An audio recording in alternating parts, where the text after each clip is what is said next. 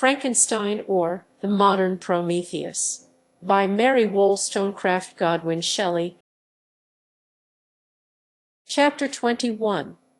I was soon introduced into the presence of the magistrate, an old benevolent man with calm and mild manners. He looked upon me, however, with some degree of severity, and then, turning towards my conductors, he asked who appeared as witnesses on this occasion. About half a dozen men came forward, and, one being selected by the magistrate, he deposed that he had been out fishing the night before with his son and brother-in-law, Daniel Nugent, when, about 10 o'clock, they observed a strong northerly blast rising, and they accordingly put in for port. It was a very dark night. As the moon had not yet risen, they did not land at the harbor, but, as they had been accustomed, at a creek about 2 miles below, he walked on first, carrying a part of the fishing tackle, and his companions followed him at some distance. As he was proceeding along the sands, he struck his foot against something and fell at his length on the ground.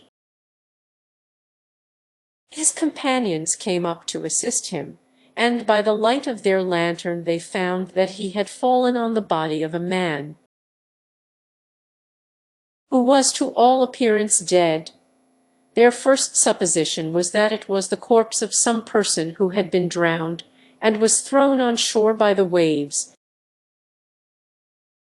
But on examination they found that the clothes were not wet, and even that the body was not then cold.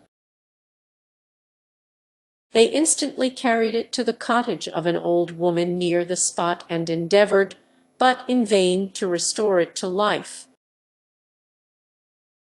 It appeared to be a handsome young man, about 25 years of age.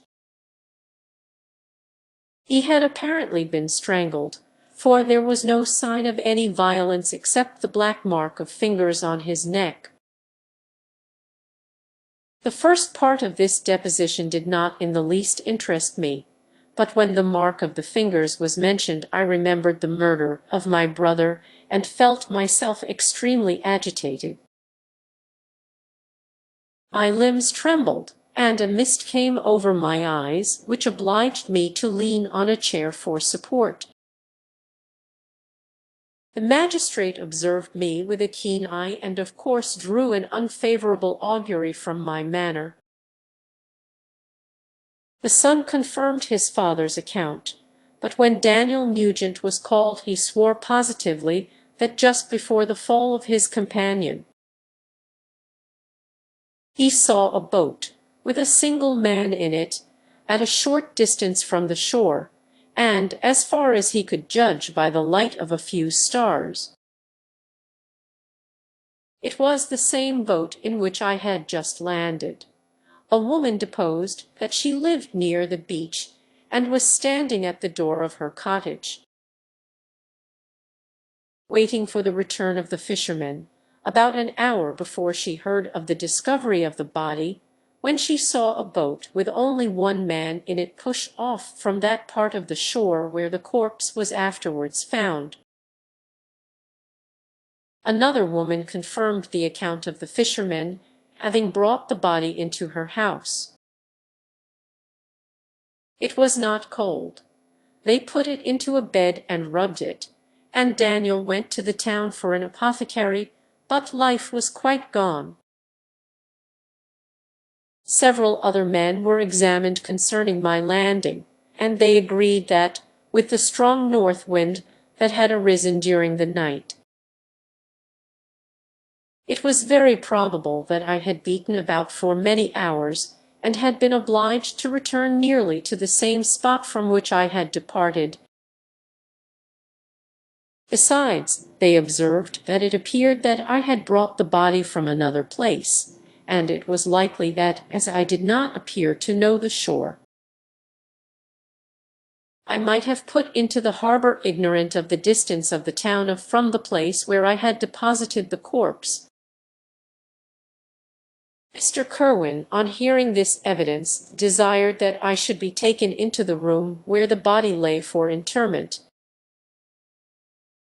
that it might be observed what effect the sight of it would produce upon me.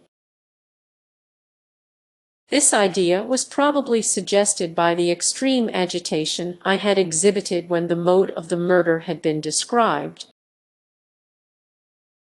I was accordingly conducted by the magistrate and several other persons to the inn. I could not help being struck by the strange coincidences that had taken place during this eventful night. But, knowing that I had been conversing with several persons in the island I had inhabited about the time that the body had been found,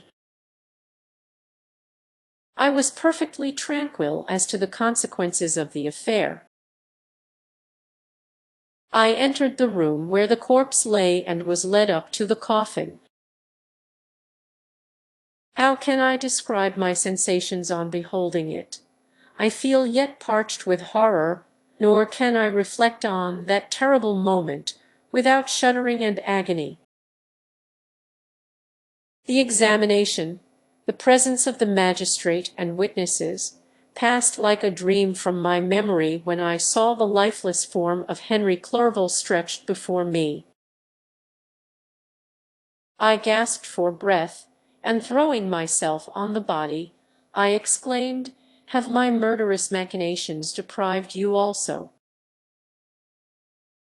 My dearest Henry, of life, too, I have already destroyed. Other victims await their destiny.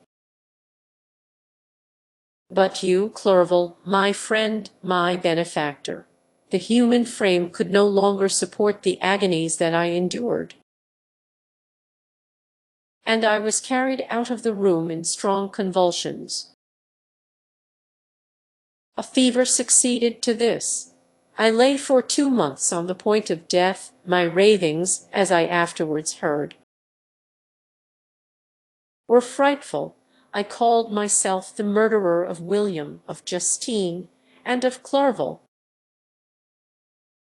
Sometimes I entreated my attendants to assist me in the destruction of the fiend by whom I was tormented, and at others I felt the fingers of the monster already grasping my neck, and screamed aloud with agony and terror. Fortunately, as I spoke my native language, Mr. Kerwin alone understood me, but my gestures and bitter cries were sufficient to affright the other witnesses. Why did I not die, more miserable than man ever was before? Why did I not sink into forgetfulness and rest? Death snatches away many blooming children, the only hopes of their doting parents. How many brides and youthful lovers have been one day in the bloom of health and hope, and the next a prey for worms and the decay of the tomb? Of what materials was I made that I could thus resist so many shocks, which, like the turning of the wheel, continually renewed the torture? But I was doomed to live, and in 2 months found myself, as awaking from a dream, in a prison stretched on a wretched bed, surrounded by jailers, turnkeys, bolts, and all the miserable apparatus of a dungeon. It was morning, I remember, when I thus awoke to understanding. I had forgotten the particulars of what had happened, and only felt as if some great misfortune had suddenly overwhelmed me. But when I looked around and saw the barred windows and the squalidness of the room in which I was, all flashed across my memory, and I groaned bitterly. This sound disturbed an old woman who was sleeping in a chair beside me. She was a hired nurse, the wife of one of the turnkeys, and her countenance expressed all those bad qualities which often characterize that class. The lines of her face were hard and rude, like that of persons accustomed to see without sympathizing in sights of misery. Her tone expressed her entire indifference. She addressed me in English, and the voice struck me as one that I had heard during my sufferings. "Are you better now, sir?" said she. I replied in the same language, with a feeble voice, "I believe I am. But, if it be all true, if indeed I did not dream, I am sorry that I am still alive to feel this misery and horror." "For that matter," replied the old woman, "if you mean about the gentleman you murdered, I believe that it were better for you if you were dead. For I fancy it will go hard with you, however. That's none of my business. I am sent to nurse you and get you well. I do my duty with a safe conscience. It were well if everybody did the same." I turned with loathing from the woman who could utter so unfeeling a speech to a person just saved, on the very edge of death. But I felt languid and unable to reflect on all that had passed. The whole series of my life appeared to me as a dream. I sometimes doubted if indeed it were all true, for it never presented itself to my mind with the force of reality. As the images that floated before me became more distinct, I grew feverish. A darkness pressed around me. No one was near me who soothed me with the gentle voice of love. No dear hand supported me. The physician came and prescribed medicines, and the old woman prepared them for me. But utter carelessness was visible in the first, and the expression of brutality was strongly marked in the visage of the second. Who could be interested in the fate of a murderer but the hangman who would gain his fee? These were my first reflections, but I soon learned that Mr. Kirwin had shown me extreme kindness. He had caused the best room in the prison to be prepared for me. Wretched indeed was the best. And it was he who had provided a physician and a nurse. It is true, he seldom came to see me, for although he ardently desired to relieve the sufferings of every human creature, he did not wish to be present at the agonies and miserable ravings of a murderer. He came, therefore, sometimes to see that I was not neglected, but his visits were short and with long intervals. One day, while I was gradually recovering, I was seated in a chair, my eyes half open and my cheeks livid like those in death. I was overcome by gloom and misery, and often reflected I had better seek death than desire to remain in a world which to me was replete with wretchedness. At one time I considered whether I should not declare myself guilty and suffer the penalty of the law. Less innocent than poor Justine had been. Such were my thoughts when the door of my apartment was opened and Mr. Kirwin entered. His countenance expressed sympathy and compassion. He drew a chair close to mine and addressed me in French. "I fear that this place is very shocking to you. Can I do anything to make you more comfortable?" "I thank you, but all that you mention is nothing to me. On the whole earth there is no comfort which I am capable of receiving. I know that the sympathy of a stranger can be but of little relief to one borne down as you are by so strange a misfortune. But you will, I hope, soon quit this melancholy abode, for doubtless evidence can easily be brought to free you from the criminal charge." "That is my least concern. I am, by a course of strange events, become the most miserable of mortals. Persecuted and tortured as I am and have been, can death be any evil to me? Nothing indeed could be more unfortunate and agonizing than the strange chances that have lately occurred. You were thrown by some surprising accident on this shore, renowned for its hospitality, seized immediately, and charged with murder. The first sight that was presented to your eyes was the body of your friend, murdered in so unaccountable a manner and placed, as it were, by some fiend across your path. As Mr. Kerwin said this, notwithstanding the agitation I endured on this retrospect of my sufferings, I also felt considerable surprise at the knowledge he seemed to possess concerning me. I suppose some astonishment was exhibited in my countenance, for Mr. Kerwin hastened to say, "Immediately upon your being taken ill, all the papers that were on your person were brought me, and I examined them, that I might discover some trace by which I could send to your relations an account of your misfortune and illness. I found several letters, and, among others, one which I discovered from its commencement to be from your father.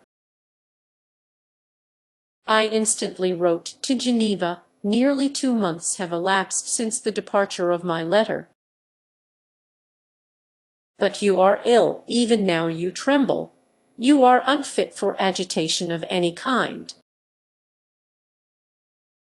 This suspense is 1,000 times worse than the most horrible event. Tell me what new scene of death has been acted, and whose murder I am now to lament."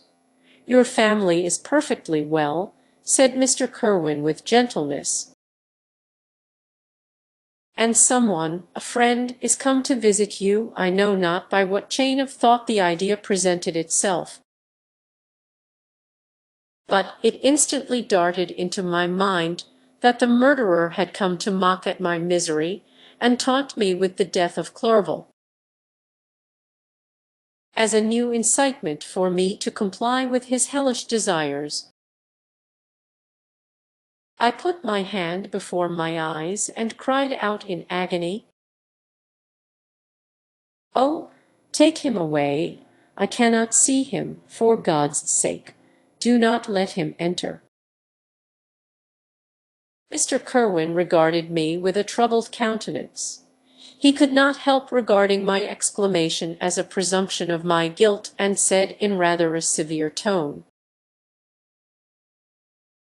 "I should have thought, young man, that the presence of your father would have been welcome instead of inspiring such violent repugnance." "My father!" cried I, while every feature and every muscle was relaxed from anguish to pleasure. "Is my father indeed come? How kind, how very kind! But where is he? Why does he not hasten to me?" My change of manner surprised and pleased the magistrate. Perhaps he thought that my former exclamation was a momentary return of delirium, and now he instantly resumed his former benevolence.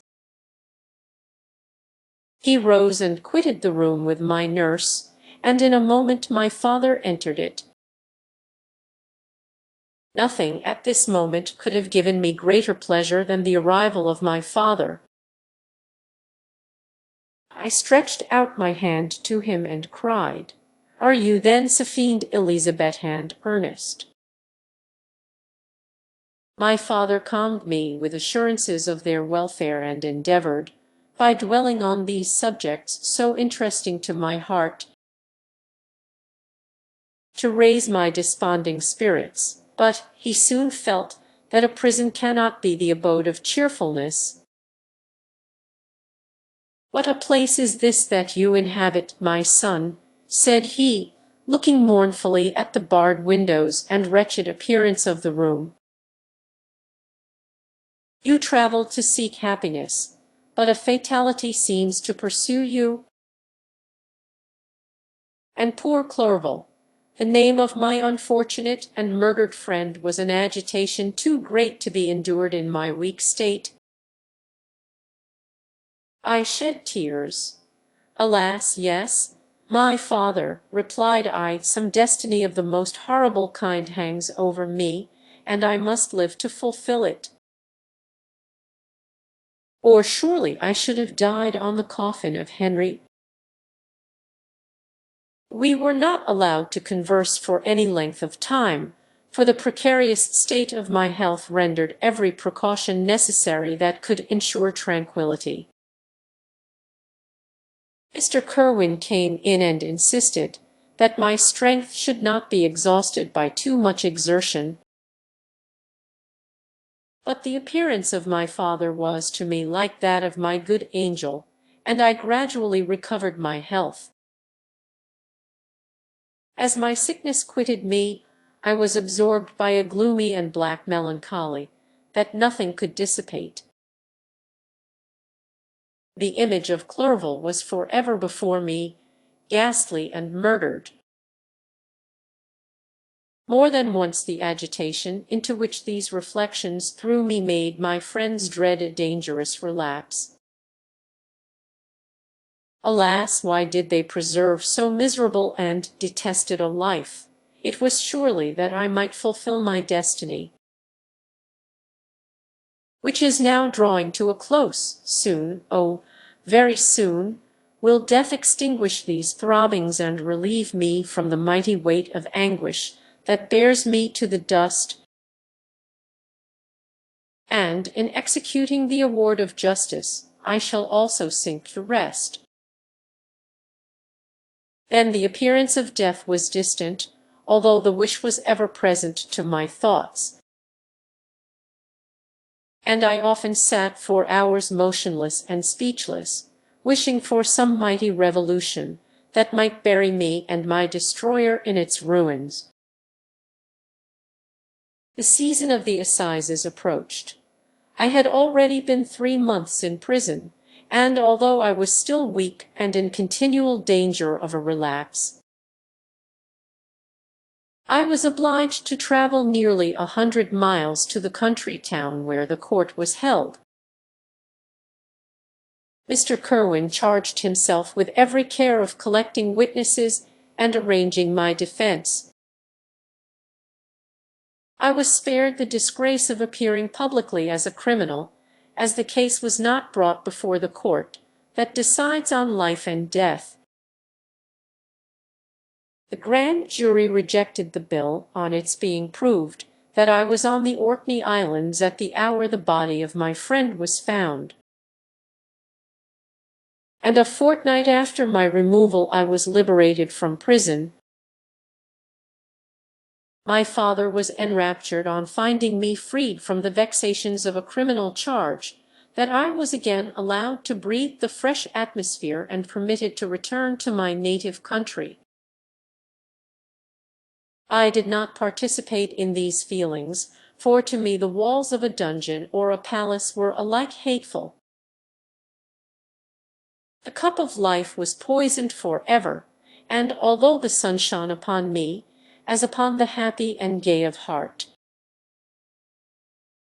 I saw around me nothing but a dense and frightful darkness, penetrated by no light but the glimmer of 2 eyes that glared upon me. Sometimes they were the expressive eyes of Henry, languishing in death, the dark orbs nearly covered by the lids and the long black lashes that fringed them. Sometimes it was the watery, clouded eyes of the monster, as I first saw them in my chamber at Ingolstadt. My father tried to awaken in me the feelings of affection. He talked of Geneva, which I should soon visit, of Elizabeth and Ernest, but these words only drew deep groans from me. Sometimes, indeed, I felt a wish for happiness and thought with melancholy delight of my beloved cousin or longed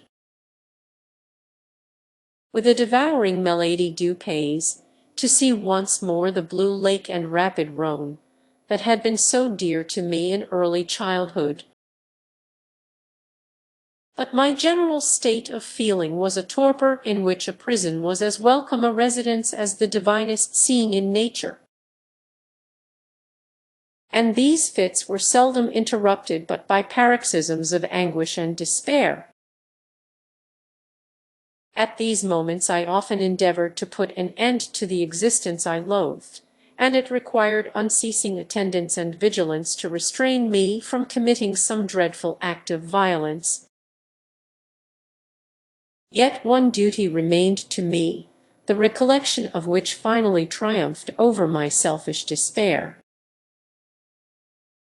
It was necessary that I should return without delay to Geneva, there to watch over the lives of those I so fondly loved, and to lie in wait for the murderer. That if any chance led me to the place of his concealment, or if he dared again to blast me by his presence, I might, with unfailing aim, put an end to the existence of the monstrous image which I had endued with the mockery of a soul still more monstrous. My father still desired to delay our departure, fearful that I could not sustain the fatigues of a journey. For I was a shattered wreck, shadow of a human being. My strength was gone. I was a mere skeleton, and fever night and day preyed upon my wasted frame. Still, as I urged our leaving Ireland with such inquietude and impatience, my father thought it best to yield. We took our passage on board a vessel bound for Havre de Grace and sailed with a fair wind from the Irish shores. It was midnight. I lay on the deck looking at the stars and listening to the dashing of the waves. I hailed the darkness that shut Ireland from my sight, and my pulse beat with a feverish joy when I reflected that I should soon see Geneva. The past appeared to me in the light of a frightful dream, yet the vessel in which I was, the wind that blew me from the detested shore of Ireland, and the sea which surrounded me, told me too forcibly that I was deceived by no vision, and that Clerval, my friend and dearest companion, had fallen a victim to me and the monster of my creation. I repassed in my memory my whole life, my quiet happiness while residing with my family in Geneva, the death of my mother, and my departure for Ingolstadt. I remembered, shuddering, the mad enthusiasm that hurried me on to the creation of my hideous enemy. And I called to mind the night in which he first lived. I was unable to pursue the train of thought. 1,000 feelings pressed upon me, and I wept bitterly. Ever since my recovery from the fever, I had been in the custom of taking every night a small quantity of laudanum. For it was by means of this drug only that I was enabled to gain the rest necessary for the preservation of life. Oppressed by the recollection of my various misfortunes, I now swallowed double my usual quantity and soon slept profoundly. But sleep did not afford me respite from thought and misery. My dreams presented 1,000 objects that scared me. Towards morning I was possessed by a kind of nightmare.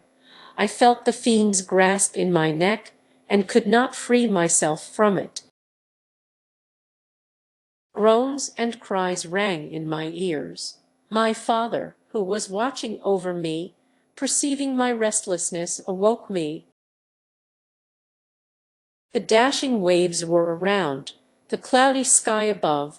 The fiend was not here, a sense of security, a feeling that a truce was established between the present hour and the irresistible,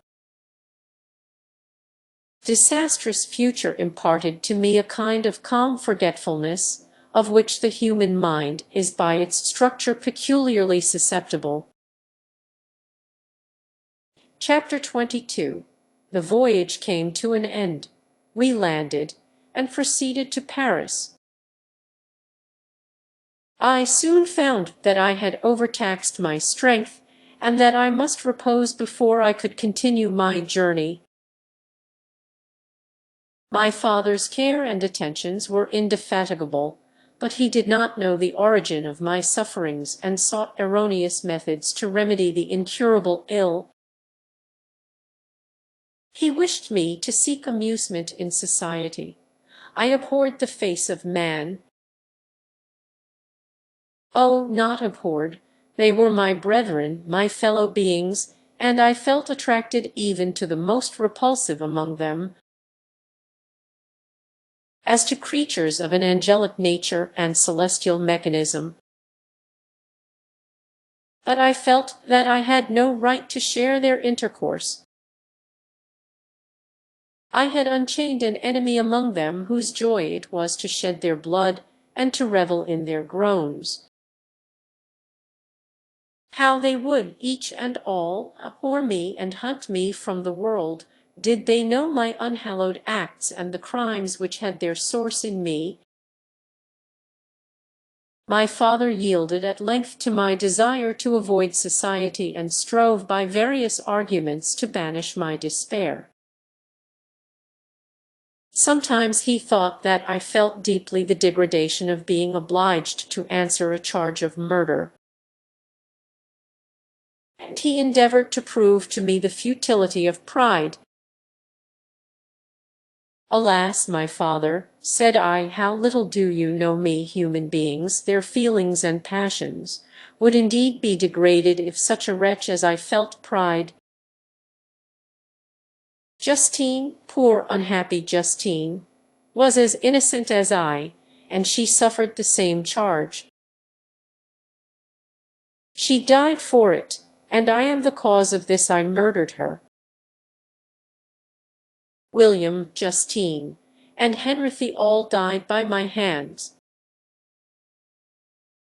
My father had often during my imprisonment heard me make the same assertion, when I thus accused myself.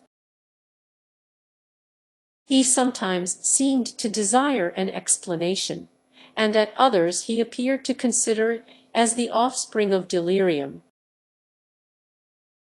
and that, during my illness, some idea of this kind had presented itself to my imagination, the remembrance of which I preserved in my convalescence. I avoided explanation and maintained a continual silence concerning the wretch I had created. I had a persuasion that I should be supposed mad, and this in itself would for ever have chained my tongue. But, besides, I could not bring myself to disclose a secret which would fill my hearer with consternation and make fear and unnatural horror the inmates of his breast.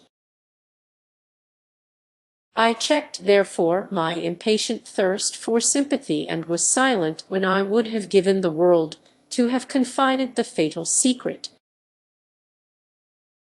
Yet, still, words like those I have recorded would burst uncontrollably from me. I could offer no explanation of them, but their truth in part relieved the burden of my mysterious woe. Upon this occasion my father said, with an expression of unbounded wonder, "My dearest Victor, what infatuation is this? My dear son, I entreat you never to make such an assertion again." "I am not mad," I cried energetically. "The sun and the heavens, who have viewed my operations, can bear witness of my truth. I am the assassin of those most innocent victims. They died by my machinations. 1,000 times would I have shed my own blood, drop by drop, to have saved their lives. But I could not, my father, indeed I could not sacrifice the whole human race. The conclusion of this speech convinced my father that my ideas were deranged, and he instantly changed the subject of our conversation and endeavored to alter the course of my thoughts. He wished as much as possible to obliterate the memory of the scenes that had taken place in Ireland, and never alluded to them or suffered me to speak of my misfortunes. As time passed away, I became more calm. Misery had her dwelling in my heart, but I no longer talked in the same incoherent manner of my own crimes. Sufficient for me was the consciousness of them. By the utmost self-violence, I curbed the imperious voice of wretchedness, which sometimes desired to declare itself to the whole world, and my manners were calmer and more composed than they had ever been since my journey to the Sea of Ice. A few days before we left Paris on our way to Switzerland, I received the following letter from Elizabeth. My dear friend, it gave me the greatest pleasure to receive a letter from my uncle dated at Paris. You are no longer at a formidable distance, and I may hope to see you in less than a fortnight. My poor cousin, how much you must have suffered! I expect to see you looking even more ill than when you quitted Geneva. This winter has been passed most miserably, tortured as I have been by anxious suspense. Yet I hope to see peace in your countenance, and to find that your heart is not totally void of comfort and tranquillity. Yet I fear that the same feelings now exist that made you so miserable a year ago, even perhaps augmented by time. I would not disturb you at this period, when so many misfortunes weigh upon you, but a conversation that I had with my uncle previous to his departure renders some explanation necessary before we meet. Explanation, you may possibly say. What can Elizabeth have to explain? If you really say this, my questions are answered and all my doubts satisfied. But you are distant from me, and it is possible that you may dread and yet be pleased with this explanation. And in a probability of this being the case, I dare not any longer postpone writing what, during your absence, I have often wished to express to you, but have never had the courage to begin. You well know, Victor, that our union had been the favorite plan of your parents ever since our infancy. We were told this when young, and taught to look forward to it as an event that would certainly take place. We were affectionate playfellows during childhood, and, I believe, dear and valued friends to one another as we grew older. But as brother and sister often entertain a lively affection towards each other without desiring a more intimate union. May not such also be our case? Tell me, dearest Victor. Answer me, I conjure you, by our mutual happiness. With simple truth, do you not love another? You have traveled, you have spent several years of your life at Ingolstadt, and I confess to you, my friend, that when I saw you last autumn so unhappy, flying to solitude from the society of every creature, I could not help supposing that you might regret our connection, and believe yourself bound in honor to fulfill the wishes of your parents, although they opposed themselves to your inclinations. This is false reasoning. I confess to you, my friend, that I love you, and that, in my airy dreams of futurity, you have been my constant friend and companion. But it is your happiness I desire as well as my own when I declare to you that our marriage would render me eternally miserable unless it were the dictate of your own free choice. Even now I weep to think that, borne down as you are by the cruelest misfortunes, you may stifle, by the word honor, all hope of that love and happiness which would alone restore you to yourself. I, who have so disinterested an affection for you, may increase your miseries tenfold by being an obstacle to your wishes. Ah, Victor, be assured that your cousin and playmate has too sincere a love for you not to be made miserable by this supposition. Be happy, my friend, and if you obey me in this one request, remain satisfied that nothing on earth will have the power to interrupt my tranquillity. Do not let this letter disturb you.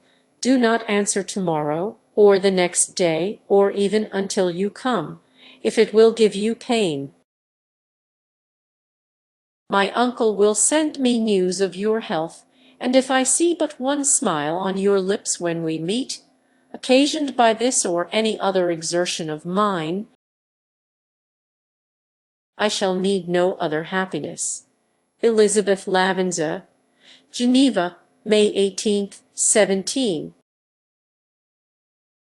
This letter revived in my memory what I had before forgotten, the threat of the fiend, I will be with you on your wedding night. Such was my sentence. And on that night would the demon employ every art to destroy me and tear me from the glimpse of happiness which promised partly to console my sufferings. On that night he had determined to consummate his crimes by my death. Well, be it so, a deadly struggle would then assuredly take place, in which if he were victorious, I should be at peace and his power over me be at an end. If he were vanquished, I should be a free man. Alas, what freedom, such as the peasant enjoys when his family have been massacred before his eyes. His cottage burnt, his lands laid waste, and he is turned adrift, homeless, penniless, and alone, but free. Such would be my liberty, except that in my Elizabeth I possessed a treasure, alas, balanced by those horrors of remorse and guilt which would pursue me until death. Sweet and beloved Elizabeth, I read and reread her letter, and some softened feelings stole into my heart and dared to whisper paradisiacal dreams of love and joy.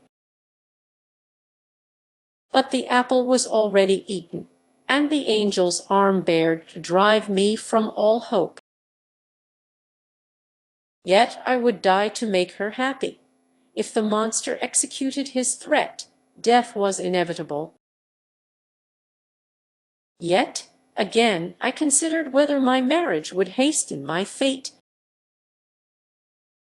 My destruction might indeed arrive a few months sooner, but if my torturer should suspect that I postponed it, influenced by his menaces, he would surely find other and perhaps more dreadful means of revenge.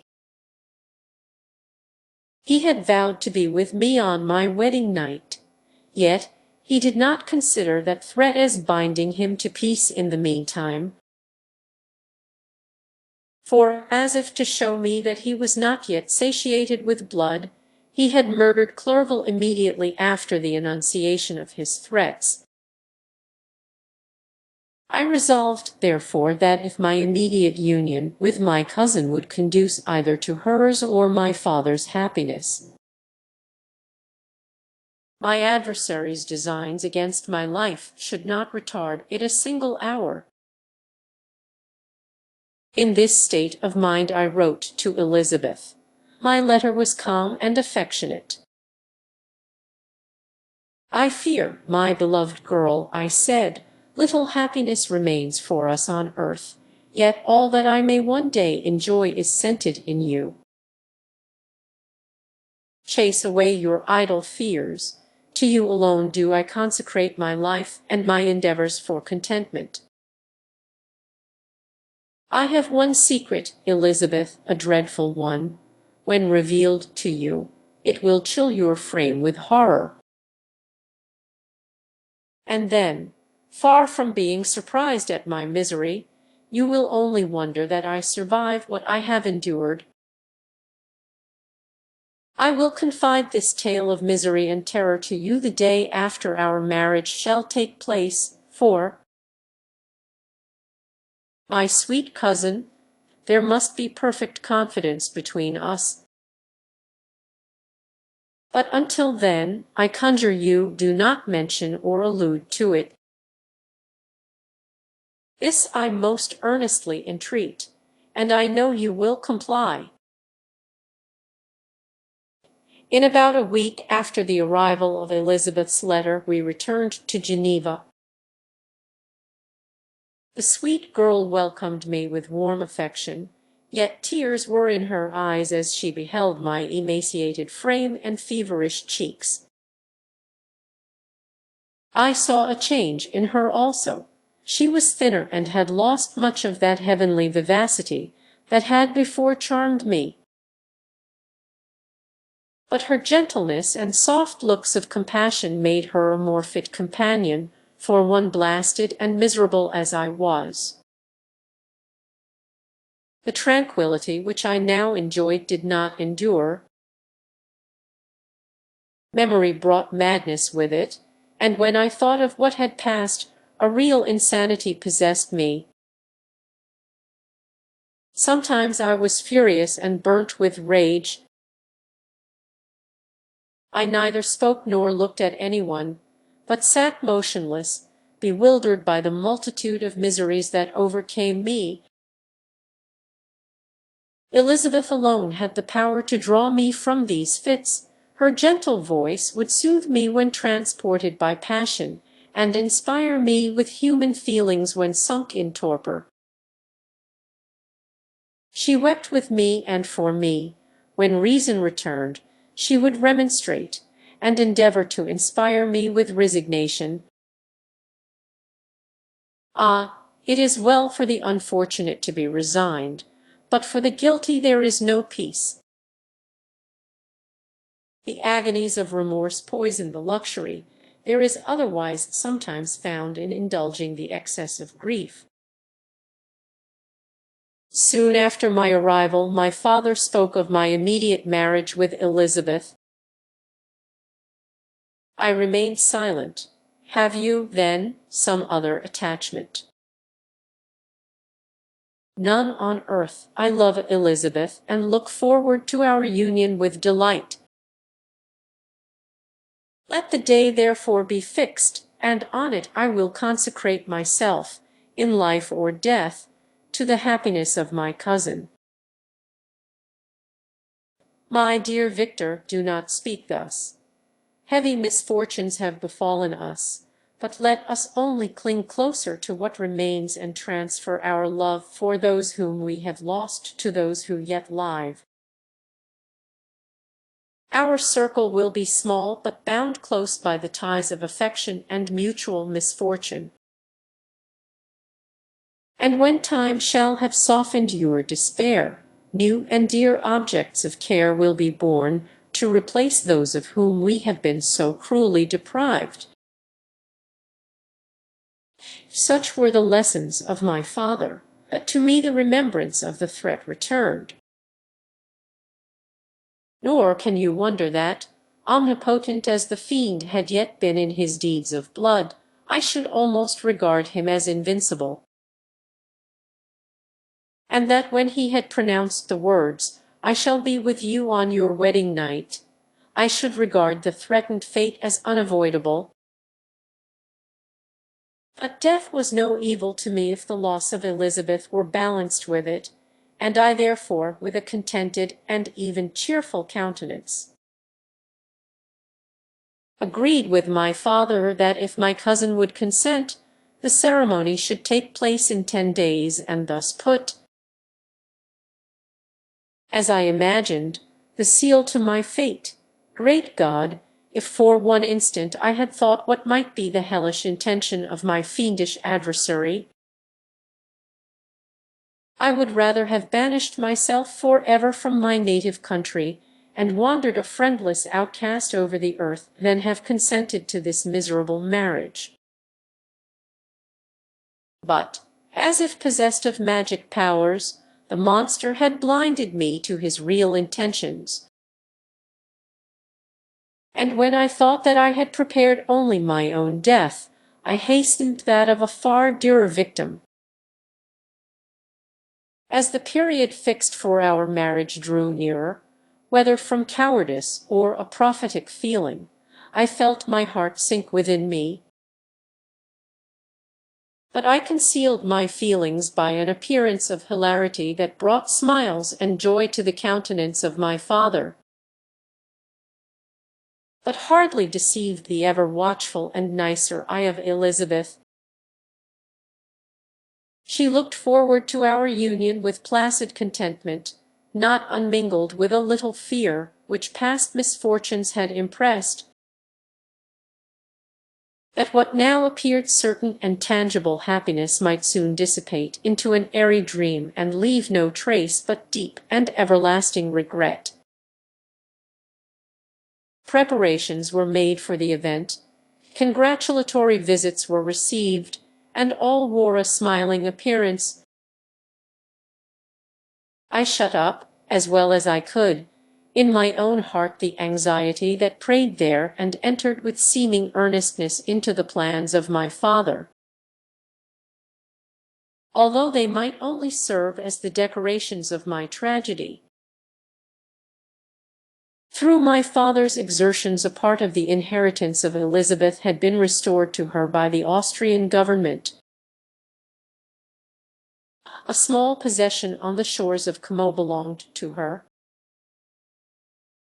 It was agreed that, immediately after our union, we should proceed to Villa Lavenza, and spend our first days of happiness beside the beautiful lake near which it stood. In the meantime, I took every precaution to defend my person, in case the fiend should openly attack me. I carried pistols and a dagger constantly about me, and was ever on the watch to prevent artifice, and by these means gained a greater degree of tranquillity.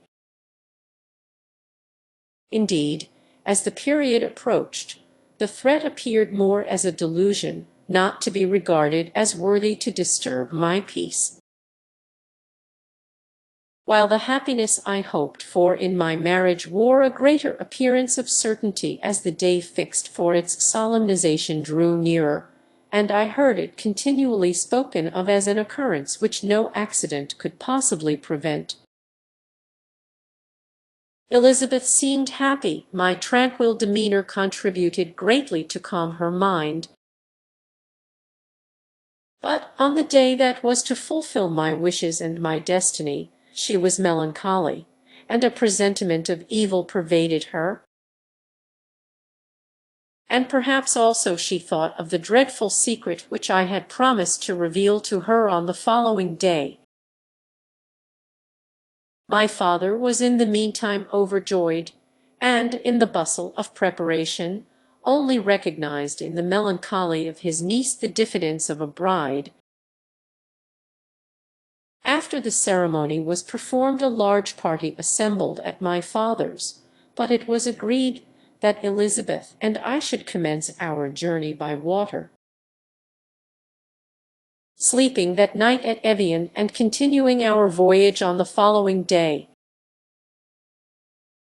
The day was fair, the wind favorable, all smiled on our nuptial embarkation. Those were the last moments of my life during which I enjoyed the feeling of happiness.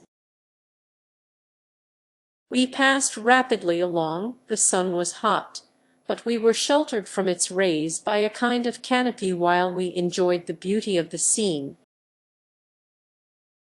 sometimes on one side of the lake, where we saw Mont Salve, the pleasant banks of Montalgar, and at a distance, surmounting all, the beautiful Mont Blanc, and the assemblage of snowy mountains that in vain endeavor to emulate her. Sometimes coasting the opposite banks, we saw the mighty Jura opposing its dark side to the ambition that would quit its native country, and an almost insurmountable barrier to the invader who should wish to enslave it. I took the hand of Elizabeth. "You are sorrowful, my love. Ah, if you knew what I have suffered, and what I may yet endure, you would endeavor to let me taste the quiet and freedom from despair that this one day at least permits me to enjoy." "Be happy, my dear Victor," replied Elizabeth. "There is, I hope, nothing to distress you. And be assured that if a lively joy is not painted in my face, my heart is contented. Something whispers to me not to depend too much on the prospect that is opened before us, but I will not listen to such a sinister voice. Observe how fast we move along, and how the clouds, which sometimes obscure and sometimes rise above the dome of Mont Blanc, render this scene of beauty still more interesting. Look also at the innumerable fish that are swimming in the clear waters, where we can distinguish every pebble that lies at the bottom. What a divine day! How happy and serene all nature appears!" Thus Elizabeth endeavored to divert her thoughts and mind from all reflection upon melancholy subjects. But her temper was fluctuating. Joy for a few instants shone in her eyes, but it continually gave place to distraction and reverie. The sun sank lower in the heavens.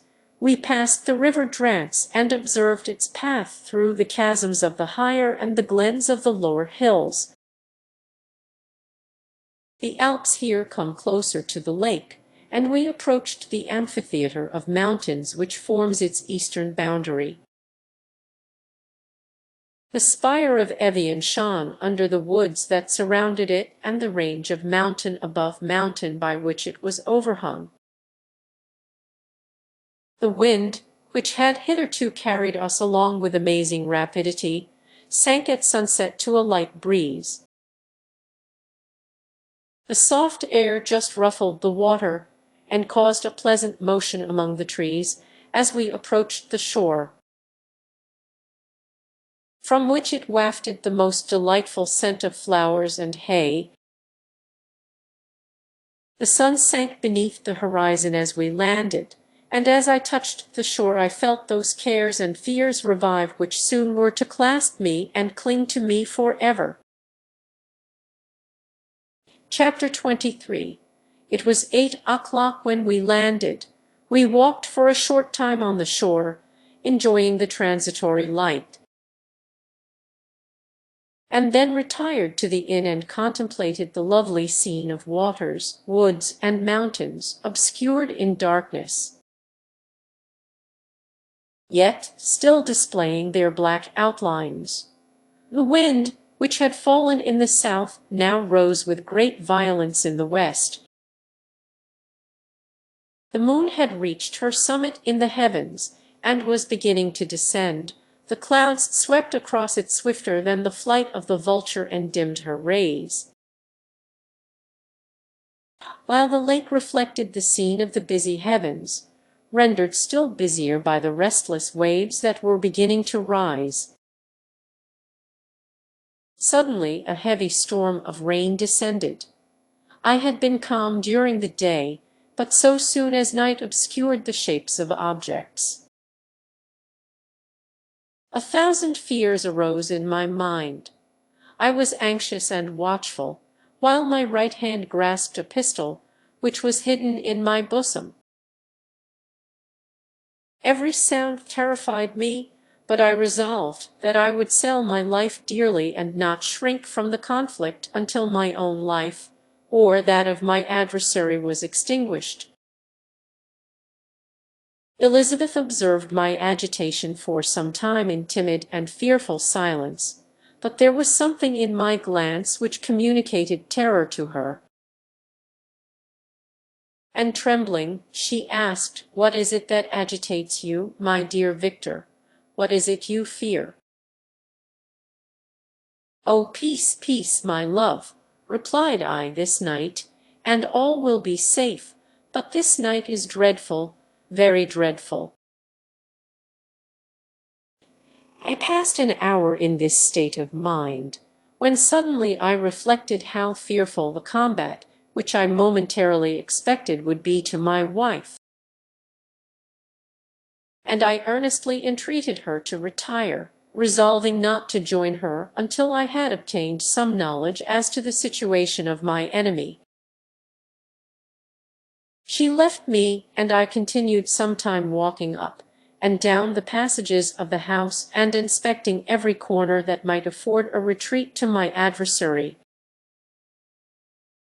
But I discovered no trace of him, and was beginning to conjecture that some fortunate chance had intervened to prevent the execution of his menaces, when suddenly I heard a shrill and dreadful scream. It came from the room into which Elizabeth had retired. As I heard it, the whole truth rushed into my mind. My arms dropped, the motion of every muscle and fibre was suspended. I could feel the blood trickling in my veins and tingling in the extremities of my limbs. This state lasted but for an instant. The scream was repeated, and I rushed into the room. Great God! Why did I not then expire? Why am I here to relate the destruction of the best hope and the purest creature on earth? She was there, lifeless and inanimate, thrown across the bed, her head hanging down and her pale and distorted features half covered by her hair. Everywhere I turn I see the same figure, her bloodless arms and relaxed form flung by the murderer on its bridal bier. Could I behold this and live? Alas, life is obstinate and clings closest where it is most hated. For a moment only did I lose recollection. I fell senseless on the ground. When I recovered, I found myself surrounded by the people of the inn. Their countenances expressed a breathless terror, but the horror of others appeared only as a mockery, a shadow of the feelings that oppressed me. I escaped from them to the room where lay the body of Elizabeth, my love, my wife, so lately living, so dear, so worthy.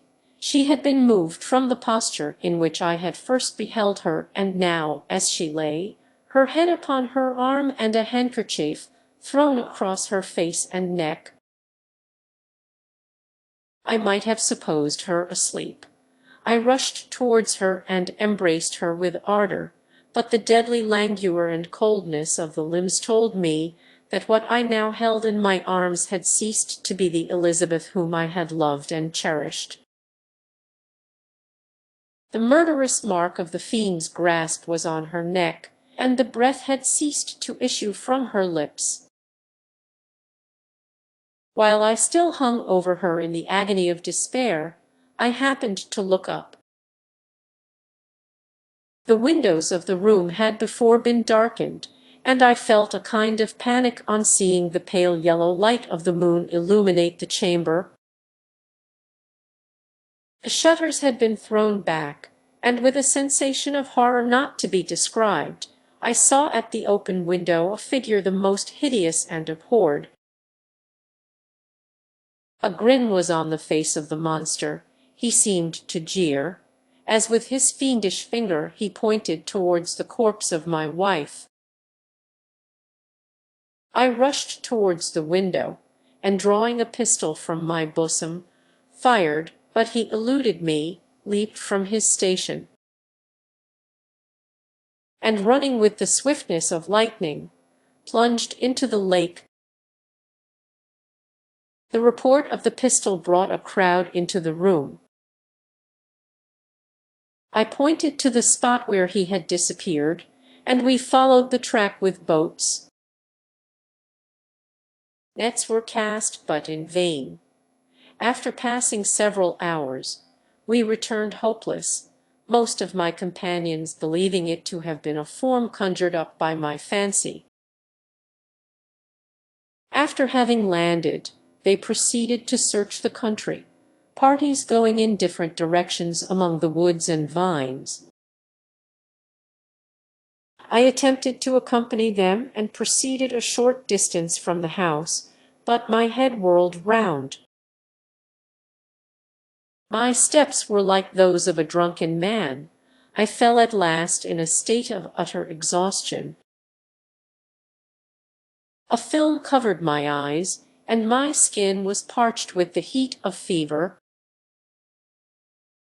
In this state I was carried back and placed on a bed, hardly conscious of what had happened.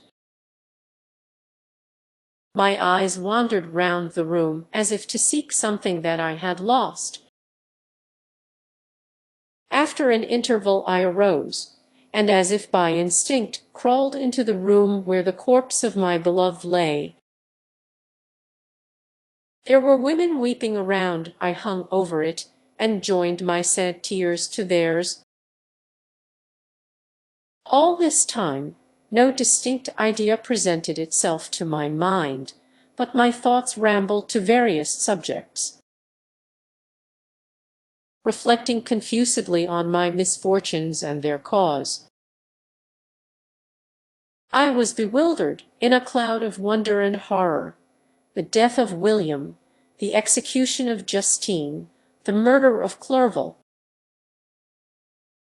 and lastly of my wife. Even at that moment I knew not that my only remaining friends were safe from the malignity of the fiend. My father even now might be writhing under his grasp, and Ernest might be dead at his feet. This idea made me shudder, and recalled me to action. I started up, and resolved to return to Geneva with all possible speed. There were no horses to be procured, and I must return by the lake, but the wind was unfavorable, and the rain fell in torrents. However, it was hardly morning, and I might reasonably hope to arrive by night. I hired men to row and took an oar myself, for I had always experienced relief from mental torment in bodily exercise. But the overflowing misery I now felt, and the excessive agitation that I endured rendered me incapable of any exertion. I threw down the oar, and leaning my head upon my hands, gave way to every gloomy idea that arose. If I looked up, I saw scenes which were familiar to me in my happier time, and which I had contemplated but the day before in the company of her who was now but a shadow and a recollection. Tears streamed from my eyes. The rain had ceased for a moment, and I saw the fish play in the waters as they had done a few hours before. They had then been observed by Elizabeth. Nothing is so painful to the human mind as a great and sudden change. The sun might shine or the clouds might lower, but nothing could appear to me as it had done the day before. A fiend had snatched from me every hope of future happiness. No creature had ever been so miserable as I was. So frightful an event is single in the history of man. But why should I dwell upon the incidents that followed this last overwhelming event?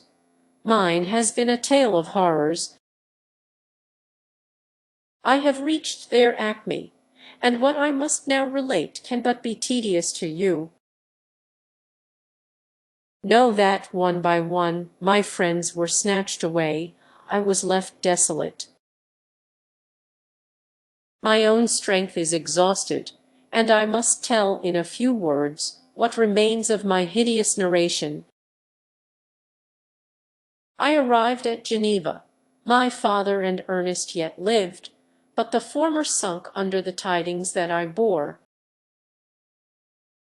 I see him now, excellent and venerable old man.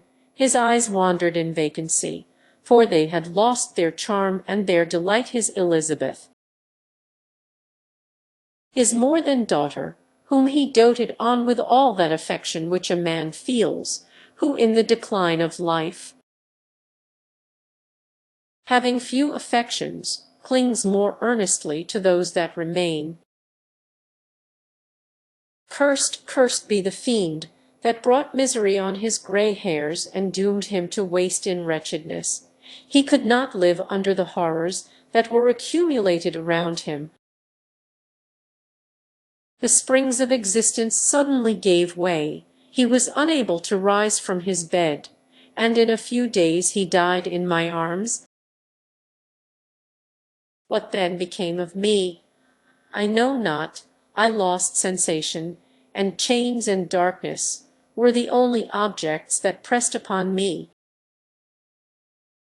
Sometimes, indeed, I dreamt that I wandered in flowery meadows and pleasant vales with the friends of my youth.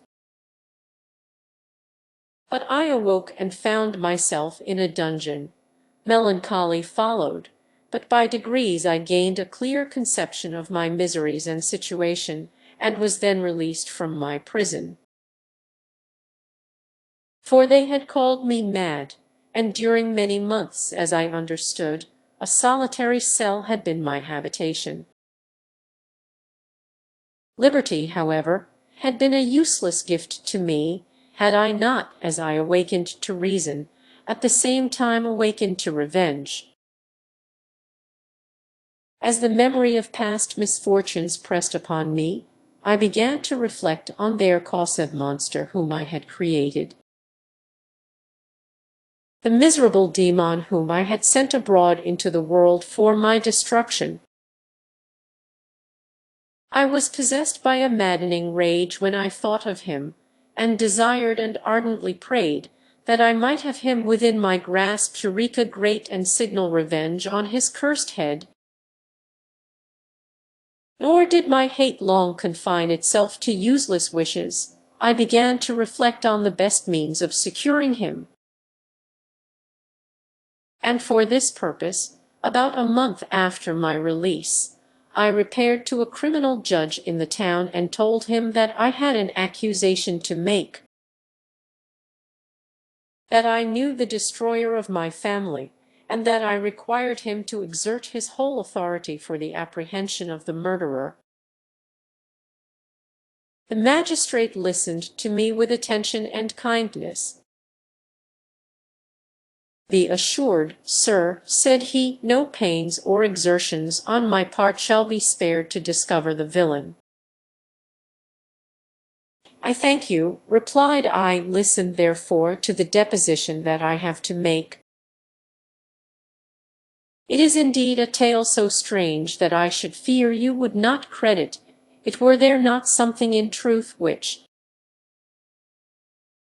however wonderful, forces conviction. The story is too connected to be mistaken for a dream, and I have no motive for falsehood." My manner, as I thus addressed him, was impressive but calm. I had formed in my own heart a resolution to pursue my destroyer to death, and this purpose quieted my agony, and for an interval reconciled me to life.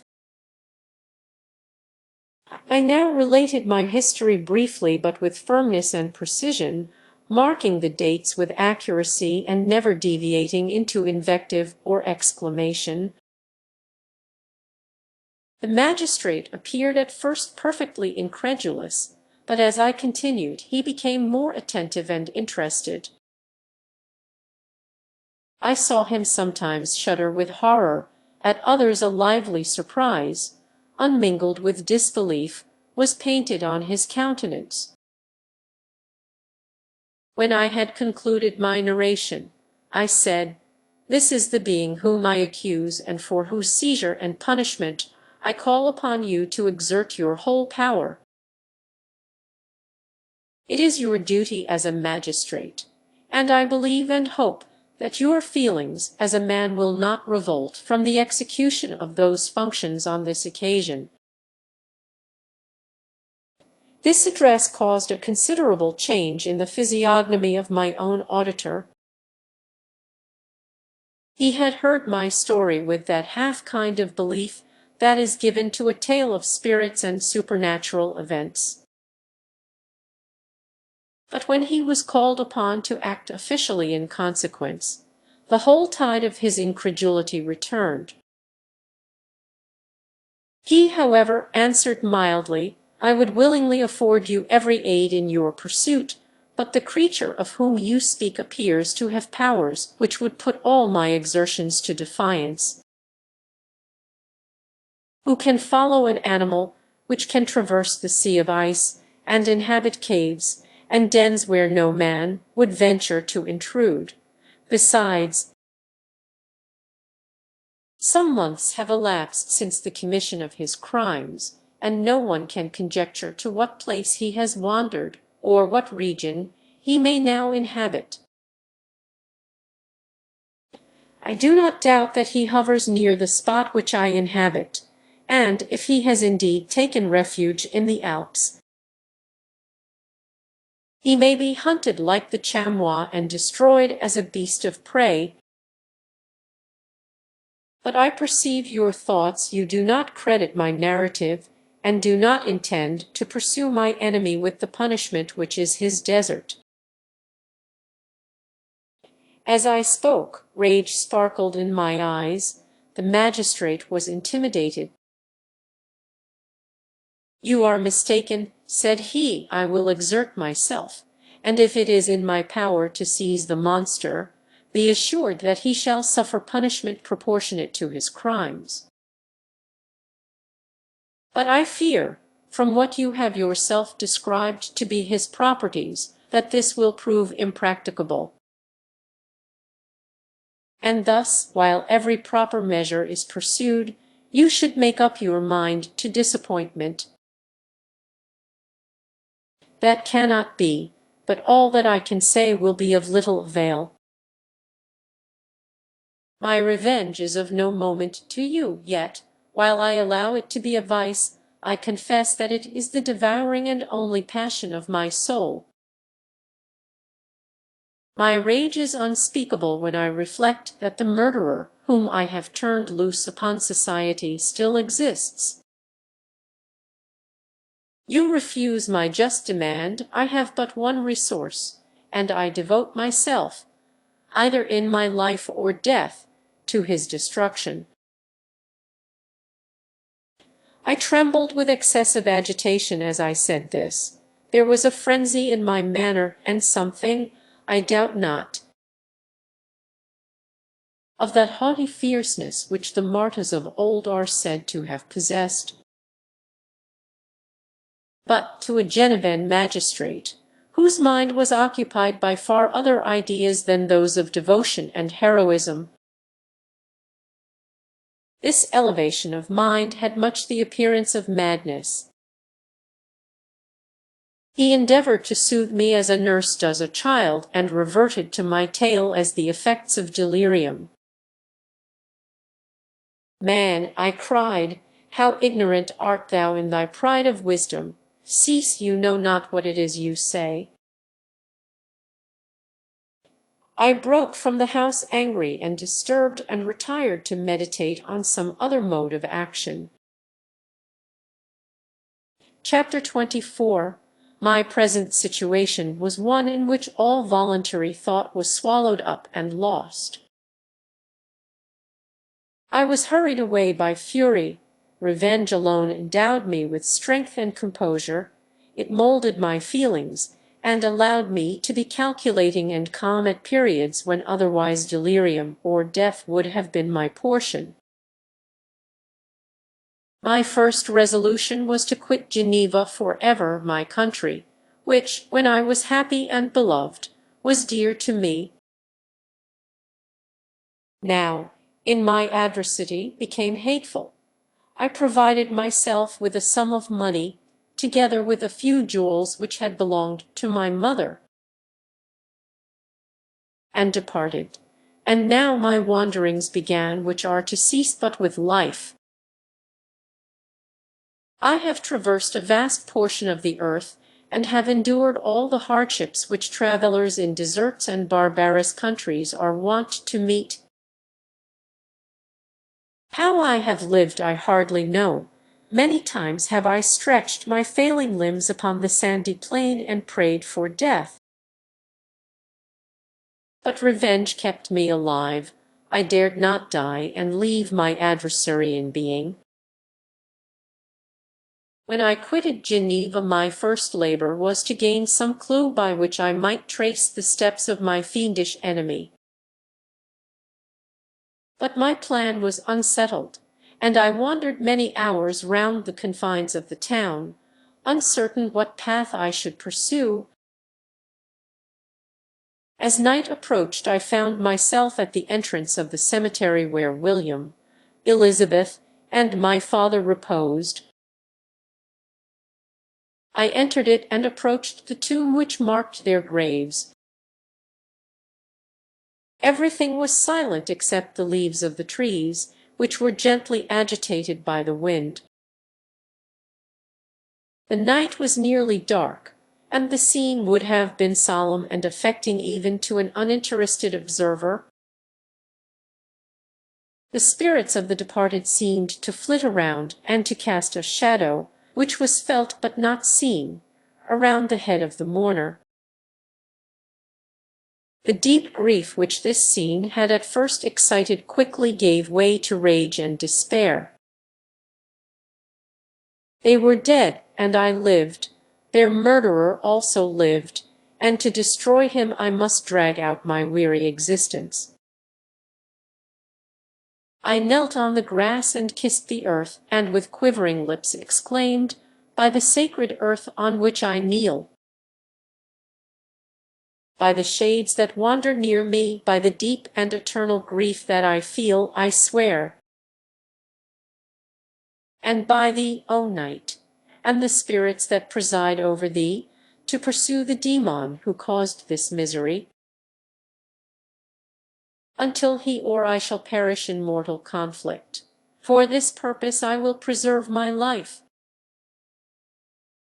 To execute this dear revenge will I again behold the sun and tread the green herbage of earth, which otherwise should vanish from my eyes forever.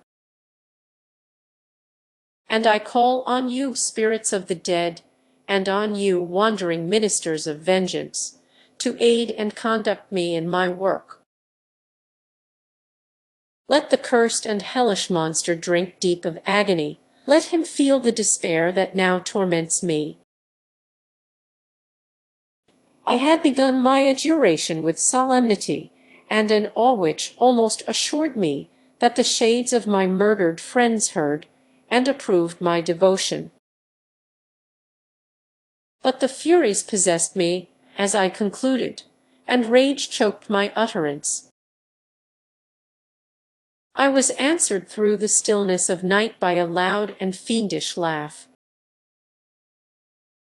It rang on my ears long and heavily, the mountains re-echoed it, and I felt as if all hell surrounded me with mockery and laughter. Surely in that moment I should have been possessed by frenzy, and have destroyed my miserable existence, but that my vow was heard, and that I was reserved for vengeance. The laughter died away, when a well-known and abhorred voice, apparently close to my ear, addressed me in an audible whisper. "I am satisfied, miserable wretch. You have determined to live, and I am satisfied. I darted towards the spot from which the sound proceeded, but the devil eluded my grasp. Suddenly the broad disk of the moon arose, and shone full upon his ghastly and distorted shape as he fled with more than mortal speed. I pursued him, and for many months this has been my task. Guided by a slight clue, I followed the windings of the Rhone, but vainly. The blue Mediterranean appeared, and by a strange chance I saw the fiend enter by night and hide himself in a vessel bound for the Black Sea. I took my passage in the same ship, but he escaped I know not how. Amidst the wilds of Tartary and Russia, although he still evaded me, I have ever followed in his track. Sometimes the peasants, scared by this horrid apparition, informed me of his path. Sometimes he himself, who feared that if I lost all trace of him I should despair and die, left some mark to guide me. The snows descended on my head, and I saw the print of his huge step on the white plain. To you first entering on life, to whom here is new and agony unknown, how can you understand what I have felt and still feel? Cold, want, and fatigue were the least pains which I was destined to endure. I was cursed by some devil and carried about with me my eternal hell. Yet still a spirit of good followed and directed my steps, and when I most murmured would suddenly extricate me from seemingly insurmountable difficulties. Sometimes, when nature, overcome by hunger, sank under the exhaustion, a repast was prepared for me in the desert that restored and inspirited me. The fare was, indeed, coarse, such as the peasants of the country ate, but I will not doubt that it was set there by the spirits that I had invoked to aid me. Often, when all was dry, the heavens cloudless, and I was parched by thirst, a slight cloud would bedim the sky, shed the few drops that revived me, and vanish. I followed, when I could, the courses of the rivers. But the demon generally avoided these, as it was here that the population of the country chiefly collected. In other places human beings were seldom seen, and I generally subsisted on the wild animals that crossed my path. I had money with me and gained the friendship of the villagers by distributing it.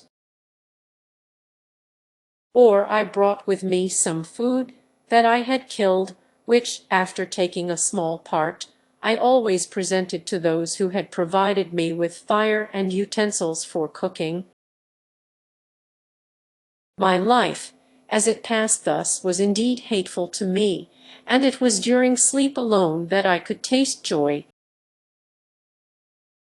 O blessed sleep! Often, when most miserable, I sank to repose, and my dreams lulled me even to rapture. The spirits that guarded me had provided these moments, or rather hours, of happiness that I might retain strength to fulfill my pilgrimage. Deprived of this respite, I should have sunk under my hardships. During the day I was sustained and inspirited by the hope of night, for in sleep I saw my friends, my wife, and my beloved country. Again I saw the benevolent countenance of my father, heard the silver tones of my Elizabeth's voice, and beheld Clerval enjoying health and youth. Often, when wearied by a toilsome march, I persuaded myself that I was dreaming until night should come, and that I should then enjoy reality in the arms of my dearest friends. What agonizing fondness did I feel for them! how did I cling to their dear forms, as sometimes they haunted even my waking hours, and persuade myself that they still lived. At such moments vengeance that burned within me died in my heart, and I pursued my path towards the destruction of the demon more as a task enjoined by heaven, as the mechanical impulse of some power of which I was unconscious, than as the ardent desire of my soul. What his feelings were whom I pursued I cannot know. Sometimes, indeed, he left marks in writing on the barks of the trees or cut in stone that guided me and instigated my fury. My reign is not yet over. These words were legible in one of these inscriptions you live, and my power is complete. Follow me, I seek the everlasting ices of the north, where you will feel the misery of cold and frost, to which I am impassive. You will find near this place, if you follow not too tardily, a dead hare. Eat and be refreshed. Come on, my enemy. We have yet to wrestle for our lives, but many hard and miserable hours must you endure until that period shall arrive. Scoffing devil, again do I vow vengeance, again do I devote thee, miserable fiend, to torture and death. Never will I give up my search until he or I perish, and then with what ecstasy shall I join my Elizabeth and my departed friends, who even now prepare for me the reward of my tedious toil and horrible pilgrimage. As I still pursued my journey to the northward, the snows thickened and the cold increased in a degree almost too severe to support. The peasants were shut up in their hovels, and only a few of the most hardy ventured forth to seize the animals whom starvation had forced from their hiding places to seek for prey. The rivers were covered with ice, and no fish could be procured, and thus I was cut off from my chief article of maintenance. The triumph of my enemy increased with the difficulty of my labors. One inscription that he left was in these words: "Prepare. Your toils only begin. Wrap yourself in furs and provide food. For we shall soon enter upon a journey where your sufferings will satisfy my everlasting hatred." My courage and perseverance were invigorated by these scoffing words. I resolved not to fail in my purpose, and calling on heaven to support me, I continued with unabated fervor to traverse immense deserts, until the ocean appeared at a distance and formed the utmost boundary of the horizon. Oh, how unlike it was to the blue seasons of the south, covered with ice! It was only to be distinguished from land by its superior wildness and ruggedness. The Greeks wept for joy when they beheld the Mediterranean from the hills of Asia, and hailed with rapture the boundary of their toils. I did not weep, but I knelt down and with a full heart thanked my guiding spirit for conducting me in safety to the place where I hoped, notwithstanding my adversary's jibe, to meet and grapple with him. Some weeks before this period I had procured a sledge and dogs, and thus traversed the snows with inconceivable speed. I know not whether the fiend possessed the same advantages, but I found that, as before, I had daily lost ground in the pursuit. I now gained on him, so much so, that when I first saw the ocean, he was but 1 day's journey in advance, and I hoped to intercept him before he should reach the beach. With new courage, therefore, I pressed on, and in 2 days arrived at a wretched hamlet on the seashore.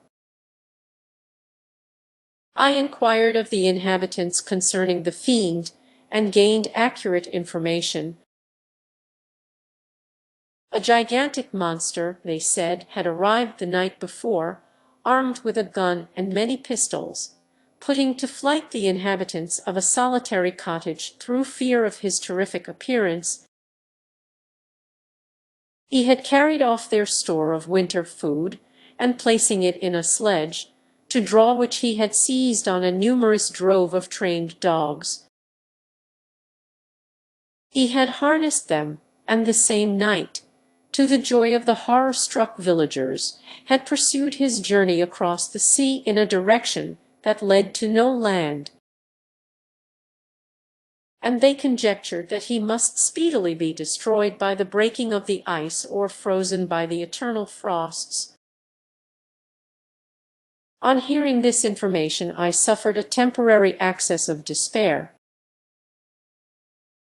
He had escaped me, and I must commence a destructive and almost endless journey across the mountainous ices of the ocean. Amidst cold that few of the inhabitants could long endure, and which I, the native of a genial and sunny climate, could not hope to survive, yet at the idea that the fiend should live and be triumphant, my rage and vengeance returned, and like a mighty tide, overwhelmed every other feeling. After a slight repose, during which the spirits of the dead hovered round and instigated me to toil and revenge, I prepared for my journey. I exchanged my land sledge for one fashioned for the inequalities of the frozen ocean, and purchasing a plentiful stock of provisions, I departed from land. I cannot guess how many days have passed since then, but I have endured misery which nothing but the eternal sentiment of a just retribution burning within my heart could have enabled me to support. Immense and rugged mountains of ice often barred up my passage, and I often heard the thunder of the ground sea, which threatened my destruction. But again the frost came, and made the paths of the sea secure. By the quantity of provision which I had consumed, I should guess that I had passed 3 weeks in this journey, and the continual protraction of hope, returning back upon the heart, often wrung bitter drops of despondency and grief from my eyes. Despair had indeed almost secured her prey, and I should soon have sunk beneath this misery. Once, after the poor animals that conveyed me had with incredible toil gained the summit of a sloping ice mountain, and one, sinking under his fatigue, died, I viewed the expanse before me with anguish, when suddenly my eye caught a dark speck upon the dusky plain. I strained my sight to discover what it could be, and uttered a wild cry of ecstasy when I distinguished a sledge, and the distorted proportions of a well-known form within. Oh, with what a burning gush did hope revisit my heart! Warm tears filled my eyes, which I hastily wiped away, that they might not intercept the view I had of the demon. But still my sight was dimmed by the burning drops, until, giving way to the emotions that oppressed me, I wept aloud.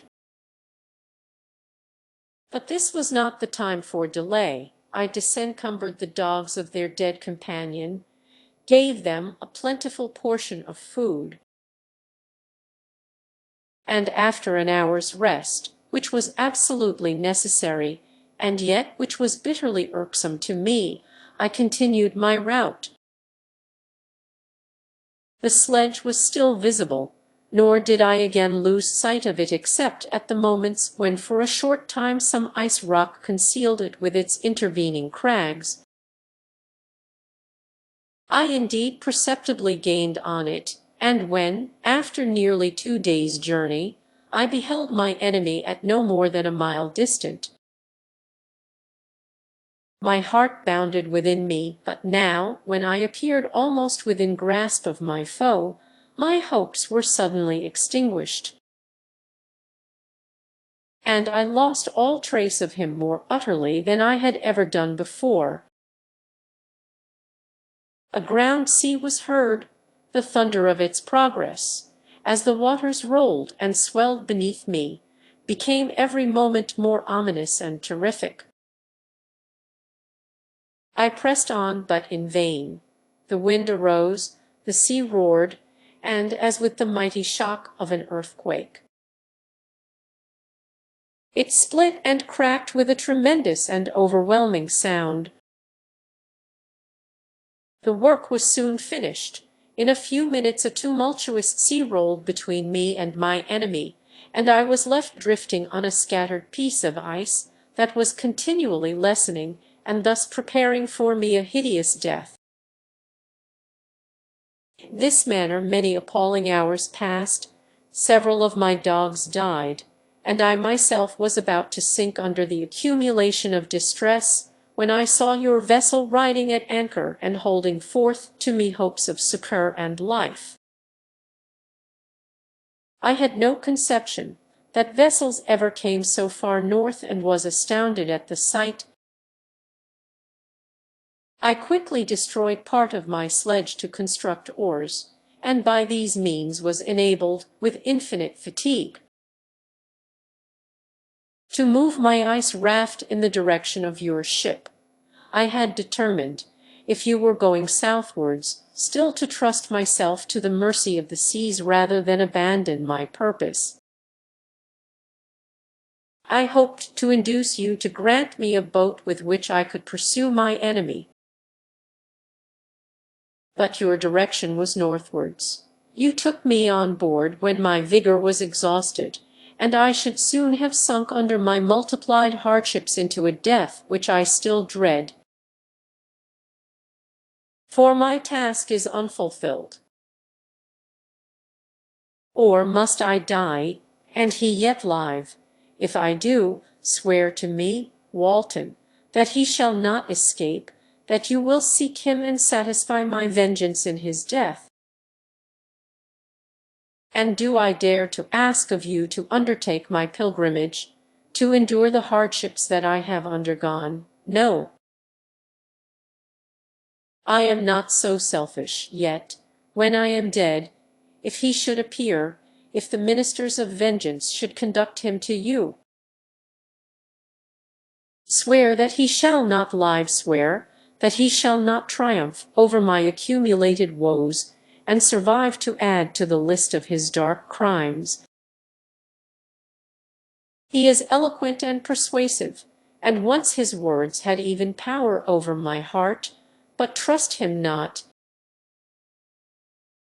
His soul is as hellish as his form, full of treachery and fiend-like malice. Fear him not, call on the names of William, Justine, Clerval, Elizabeth, my father, and of the wretched Victor, and thrust your sword into his heart. I will hover near and direct the steel aright. Walton, in continuation, August 26, 17. You have read this strange and terrific story, Margaret. And do you not feel your blood congeal with horror, like that which even now curdles mine, sometimes seized with sudden agony? He could not continue his tale. At others, his voice broken, yet piercing, uttered with difficulty the words so replete with anguish. His fine and lovely eyes were now lighted up with indignation, now subdued to downcast sorrow and quenched in infinite wretchedness. Sometimes he commanded his countenance and tones, and related the most horrible incidents with a tranquil voice, suppressing every mark of agitation. Then, like a volcano bursting forth, his face would suddenly change to an expression of the wildest rage as he shrieked out imprecations on his persecutor. His tale is connected and told with an appearance of the simplest truth, yet I own to you that the letters of Felix and Safie, which he showed me, and the apparition of the monster seen from our ship, brought to me a greater conviction of the truth of his narrative than his asseverations. However earnest and connected such a monster has, then, really existence, I cannot doubt it, yet I am lost in surprise and admiration. Sometimes I endeavored to gain from Frankenstein the particulars of his creature's formation, but on this point he was impenetrable. "Are you mad, my friend," said he, "or whither does your senseless curiosity lead you? Would you also create for yourself and the world a demoniacal enemy? Peace, peace, learn my miseries, and do not seek to increase your own." Frankenstein discovered that I made notes concerning his history. He asked to see them, and then himself corrected and augmented them in many places, but principally in giving the life and spirit to the conversations he held with his enemy. "Since you have preserved my narration," said he, "I would not that a mutilated one should go down to posterity." Thus has a week passed away, while I have listened to the strangest tale that ever imagination formed. My thoughts and every feeling of my soul have been drunk up by the interest for my guest which this tale and his own elevated and gentle manners have created. I wish to soothe him, yet can I counsel one so infinitely miserable, so destitute of every hope of consolation? To live? Oh, no! The only joy that he can now know will be when he composes his shattered spirit to peace and death. Yet he enjoys one comfort, the offspring of solitude and delirium. He believes that when in dreams he holds converse with his friends and derives from that communion consolation for his miseries or excitements to his vengeance,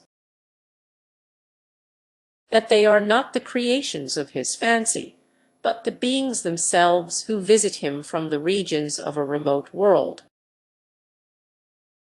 This faith gives a solemnity to his reveries that render them, to me, almost as imposing and interesting as truth.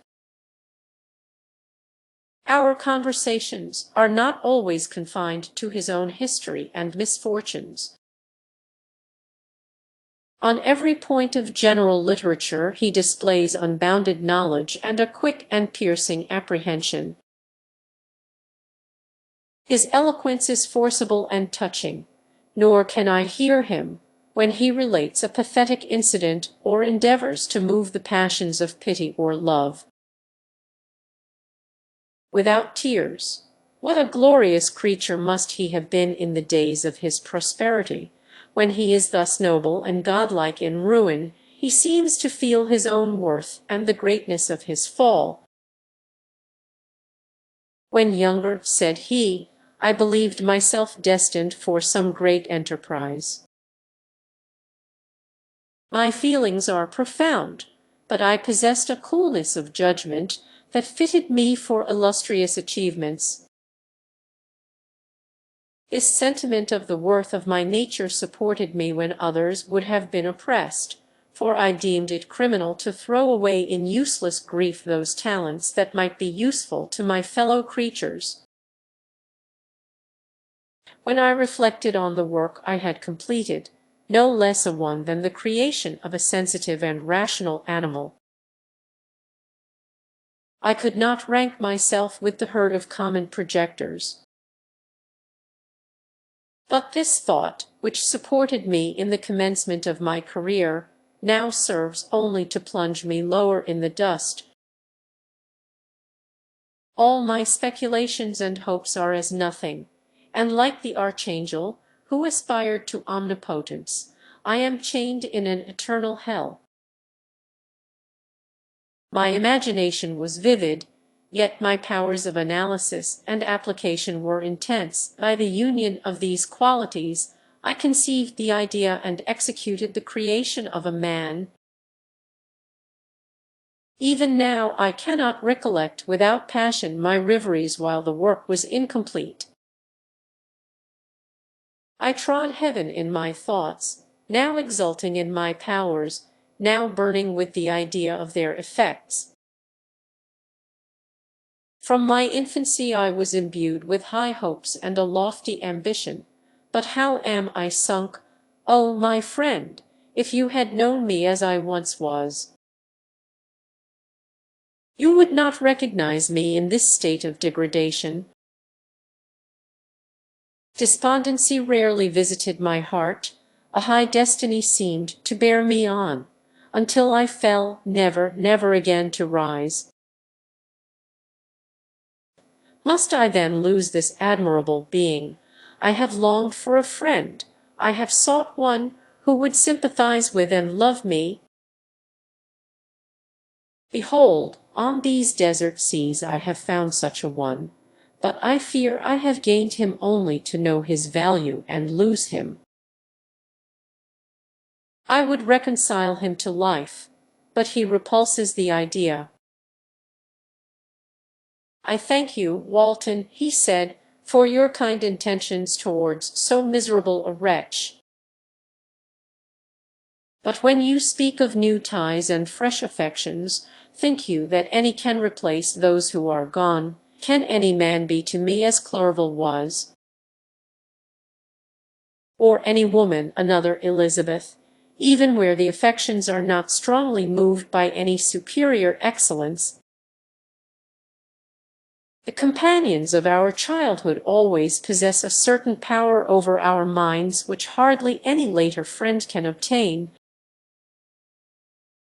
They know our infantine dispositions, which, however they may be afterwards modified, are never eradicated, and they can judge of our actions with more certain conclusions as to the integrity of our motives. A sister or a brother can never, unless indeed such symptoms have been shown early, suspect the other of fraud or false dealing. When another friend, however strongly he may be attached, may, in spite of himself, be contemplated with suspicion. But I enjoyed friends, dear not only through habit and association, but from their own merits. And wherever I am, the soothing voice of my Elizabeth and the conversation of Clerval will be ever whispered in my ear.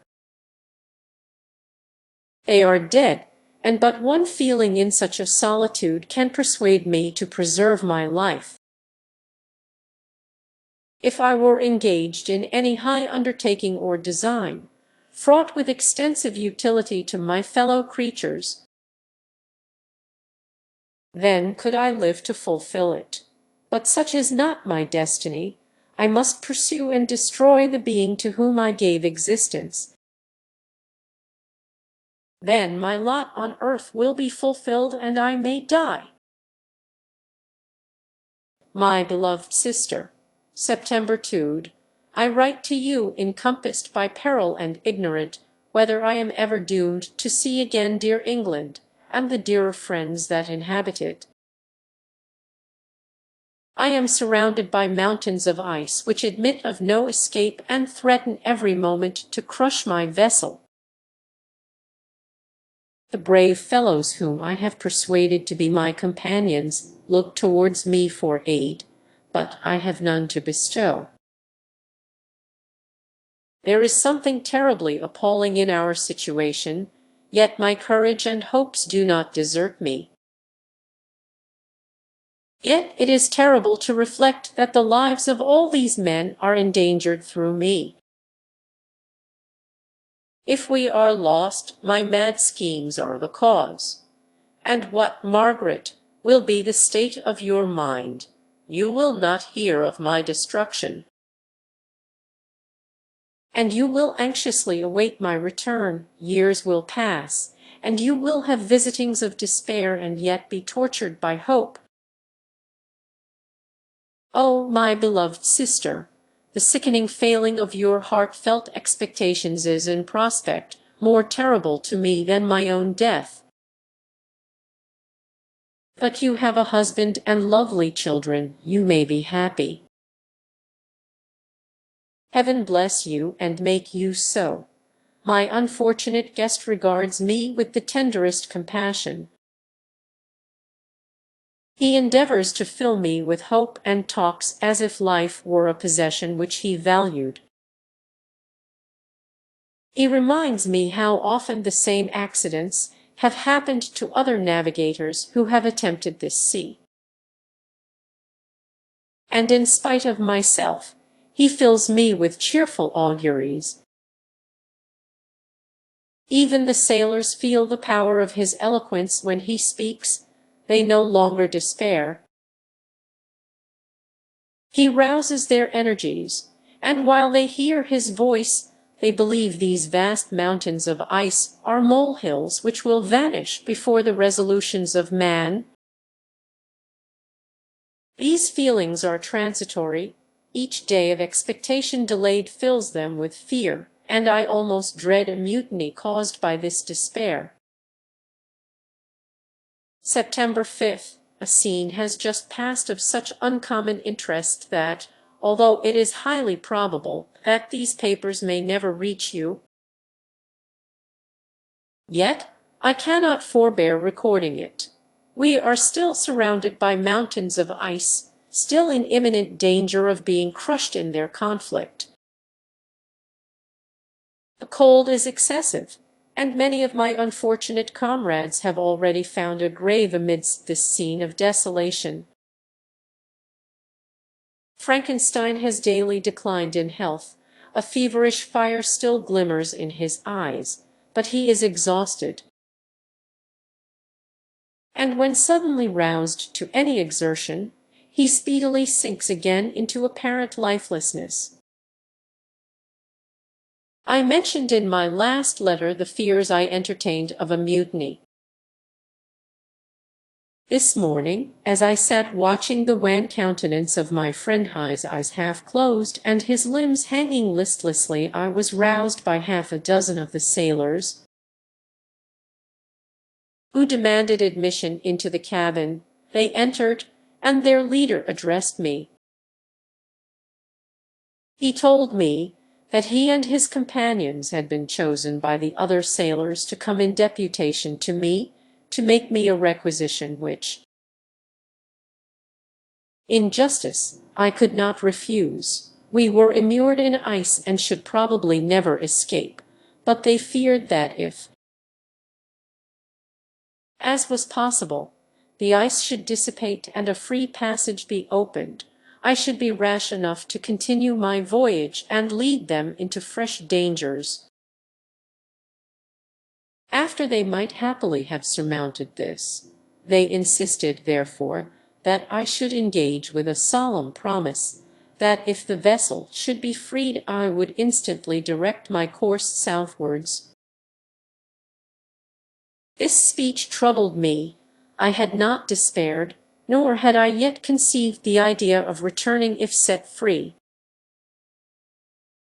Yet could I, in justice, or even in possibility, refuse this demand? I hesitated before I answered, when Frankenstein,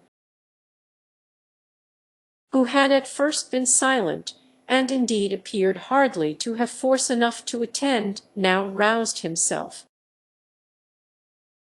His eyes sparkled, and his cheeks flushed with momentary vigor. Turning towards the men, he said, "What do you mean? What do you demand of your captain? Are you, then, so easily turned from your design? Did you not call this a glorious expedition? And wherefore was it glorious? Not because the way was smooth and placid as a southern sea,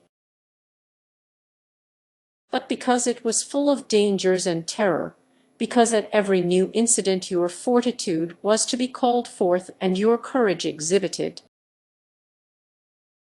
because danger and death surrounded it, and these you were to brave and overcome. For this was it a glorious, for this was it an honorable undertaking. You were hereafter to be hailed as the benefactors of your species, your names adored as belonging to brave men who encountered death for honor and the benefit of mankind. And now, behold, with the first imagination of danger, or, if you will, the first mighty and terrific trial of your courage, you shrink away and are content to be handed down as men who had not strength enough to endure cold and peril. And so, poor souls, they were chilly and returned to their warm firesides. Why, that requires not this preparation. Ye need not have come thus far and dragged your captain to the shame of a defeat merely to prove yourselves cowards. Oh, be men, or be more than men, be steady to your purposes and firm as a rock. This ice is not made of such stuff as your hearts may be. It is mutable and cannot withstand you if you say that it shall not. Do not return to your families with the stigma of disgrace marked on your brows. Return as heroes who have fought and conquered, and who know not what it is to turn their backs on the foe. He spoke this with a voice so modulated to the different feelings expressed in his speech, with an eye so full of lofty design and heroism,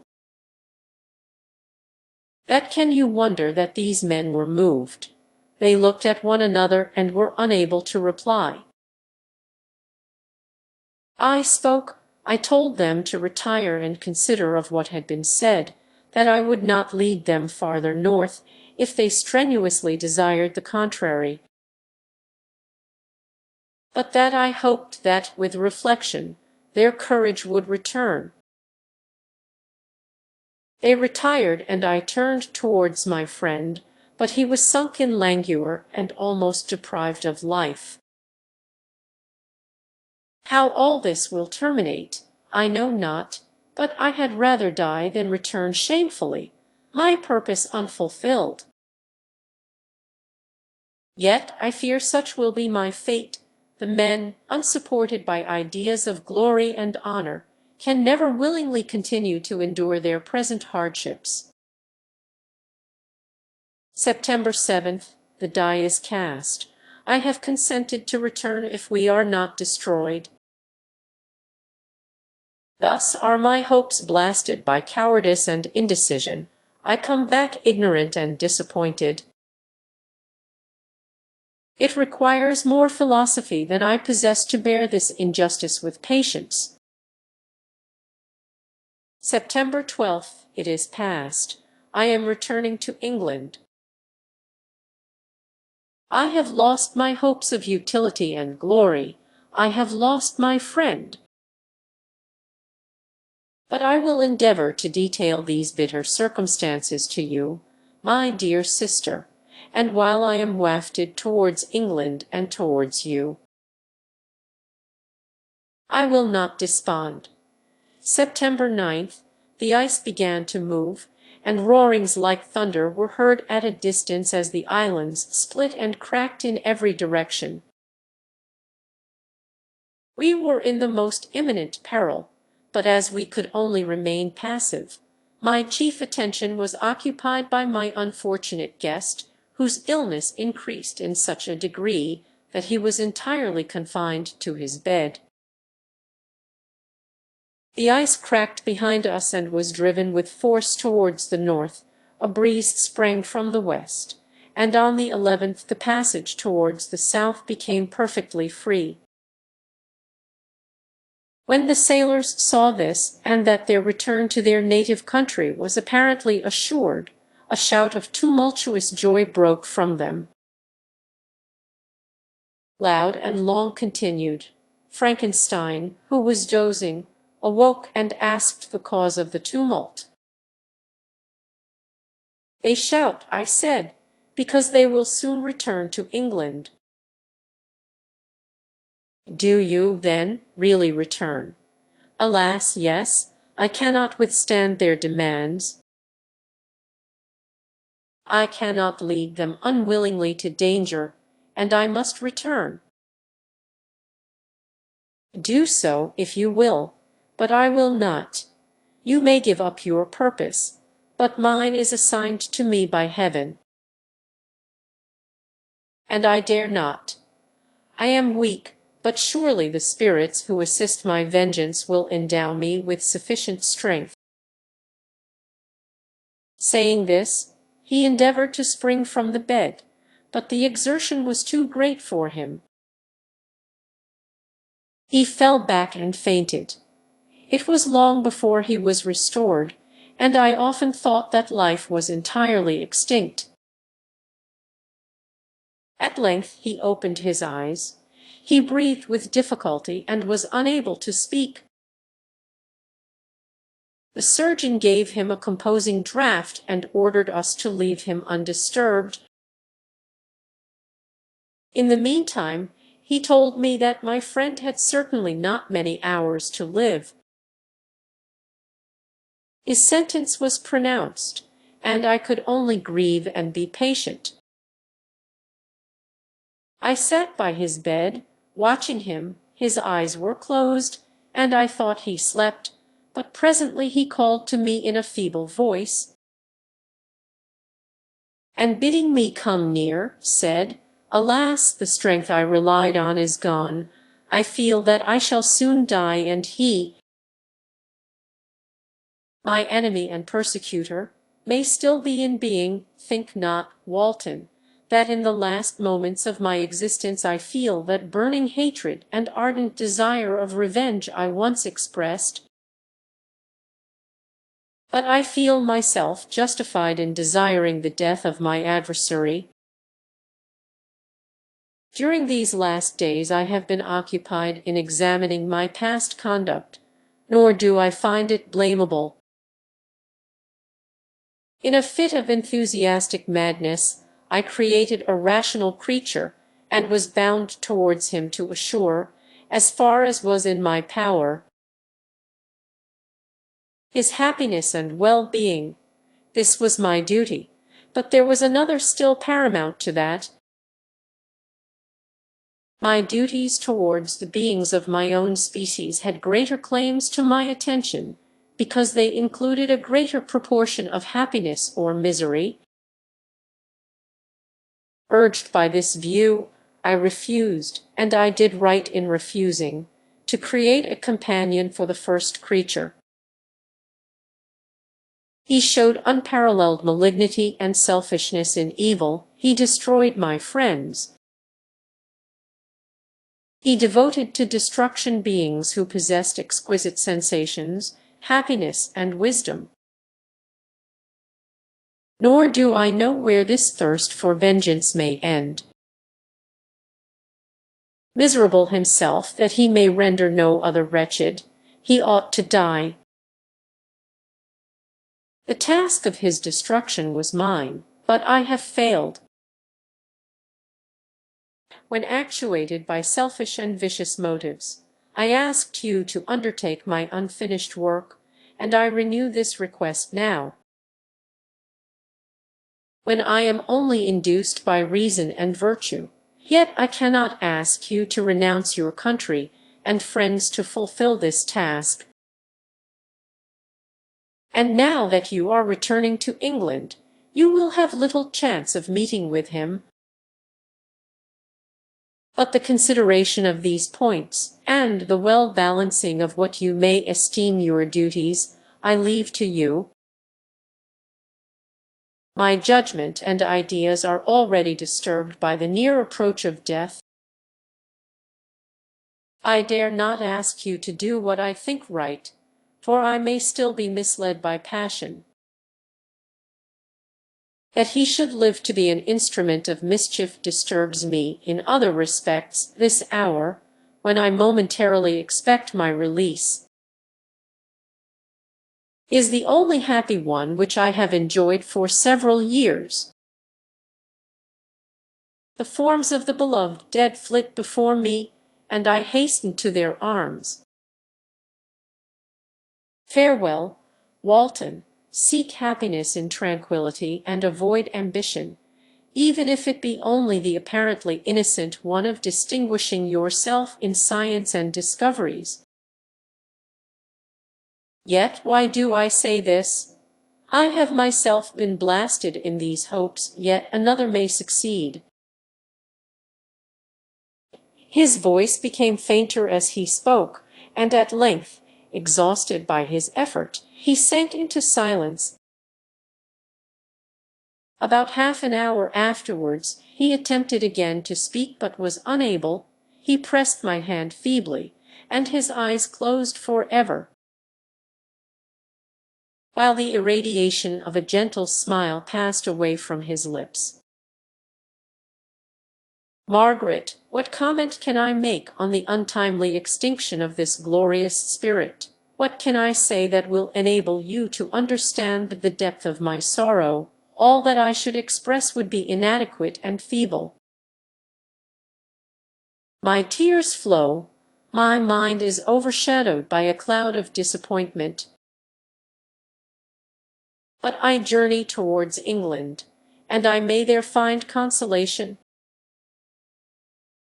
I am interrupted. What do these sounds portend? It is midnight, the breeze blows fairly, and the watch on deck scarcely stir. Again, there is a sound as of a human voice, but hoarser. It comes from the cabin where the remains of Frankenstein still lie. I must arise and examine. Good night, my sister. Great God, what a scene has just taken place! I am yet dizzy with the remembrance of it. I hardly know whether I shall have the power to detail it, yet the tale which I have recorded would be incomplete without this final and wonderful catastrophe. I entered the cabin where lay the remains of my ill-fated and admirable friend. Over him hung a form which I cannot find words to describe, gigantic in stature, yet uncouth and distorted in its proportions. As he hung over the coffin, his face was concealed by long locks of ragged hair, but one vast hand was extended, in color and apparent texture like that of a mummy. When he heard the sound of my approach, he ceased to utter exclamations of grief and horror, and sprung towards the window. Never did I behold a vision so horrible as his face, of such loathsome yet appalling hideousness. I shut my eyes involuntarily and endeavored to recollect what were my duties with regard to this destroyer. I called on him to stay. He paused, looking on me with wonder, and again turning towards the lifeless form of his creator. He seemed to forget my presence, and every feature and gesture seemed instigated by the wildest rage of some uncontrollable passion. "That is also my victim," he exclaimed. "In his murder my crimes are consummated. The miserable series of my being is wound to its close. Oh, Frankenstein, generous and self-devoted being, what does it avail that I now ask thee to pardon me, I, who irretrievably destroyed thee by destroying all thou lovedst? Alas, he is cold. He cannot answer me. His voice seemed suffocated, and my first impulses, which had suggested to me the duty of obeying the dying request of my friend in destroying his enemy, were now suspended by a mixture of curiosity and compassion. I approached this tremendous being. I dared not again raise my eyes to his face. There was something so scaring and unearthly in his ugliness. I attempted to speak, but the words died away on my lips. The monster continued to utter wild and incoherent self-reproaches. At length, I gathered resolution to address him in a pause of the tempest of his passion.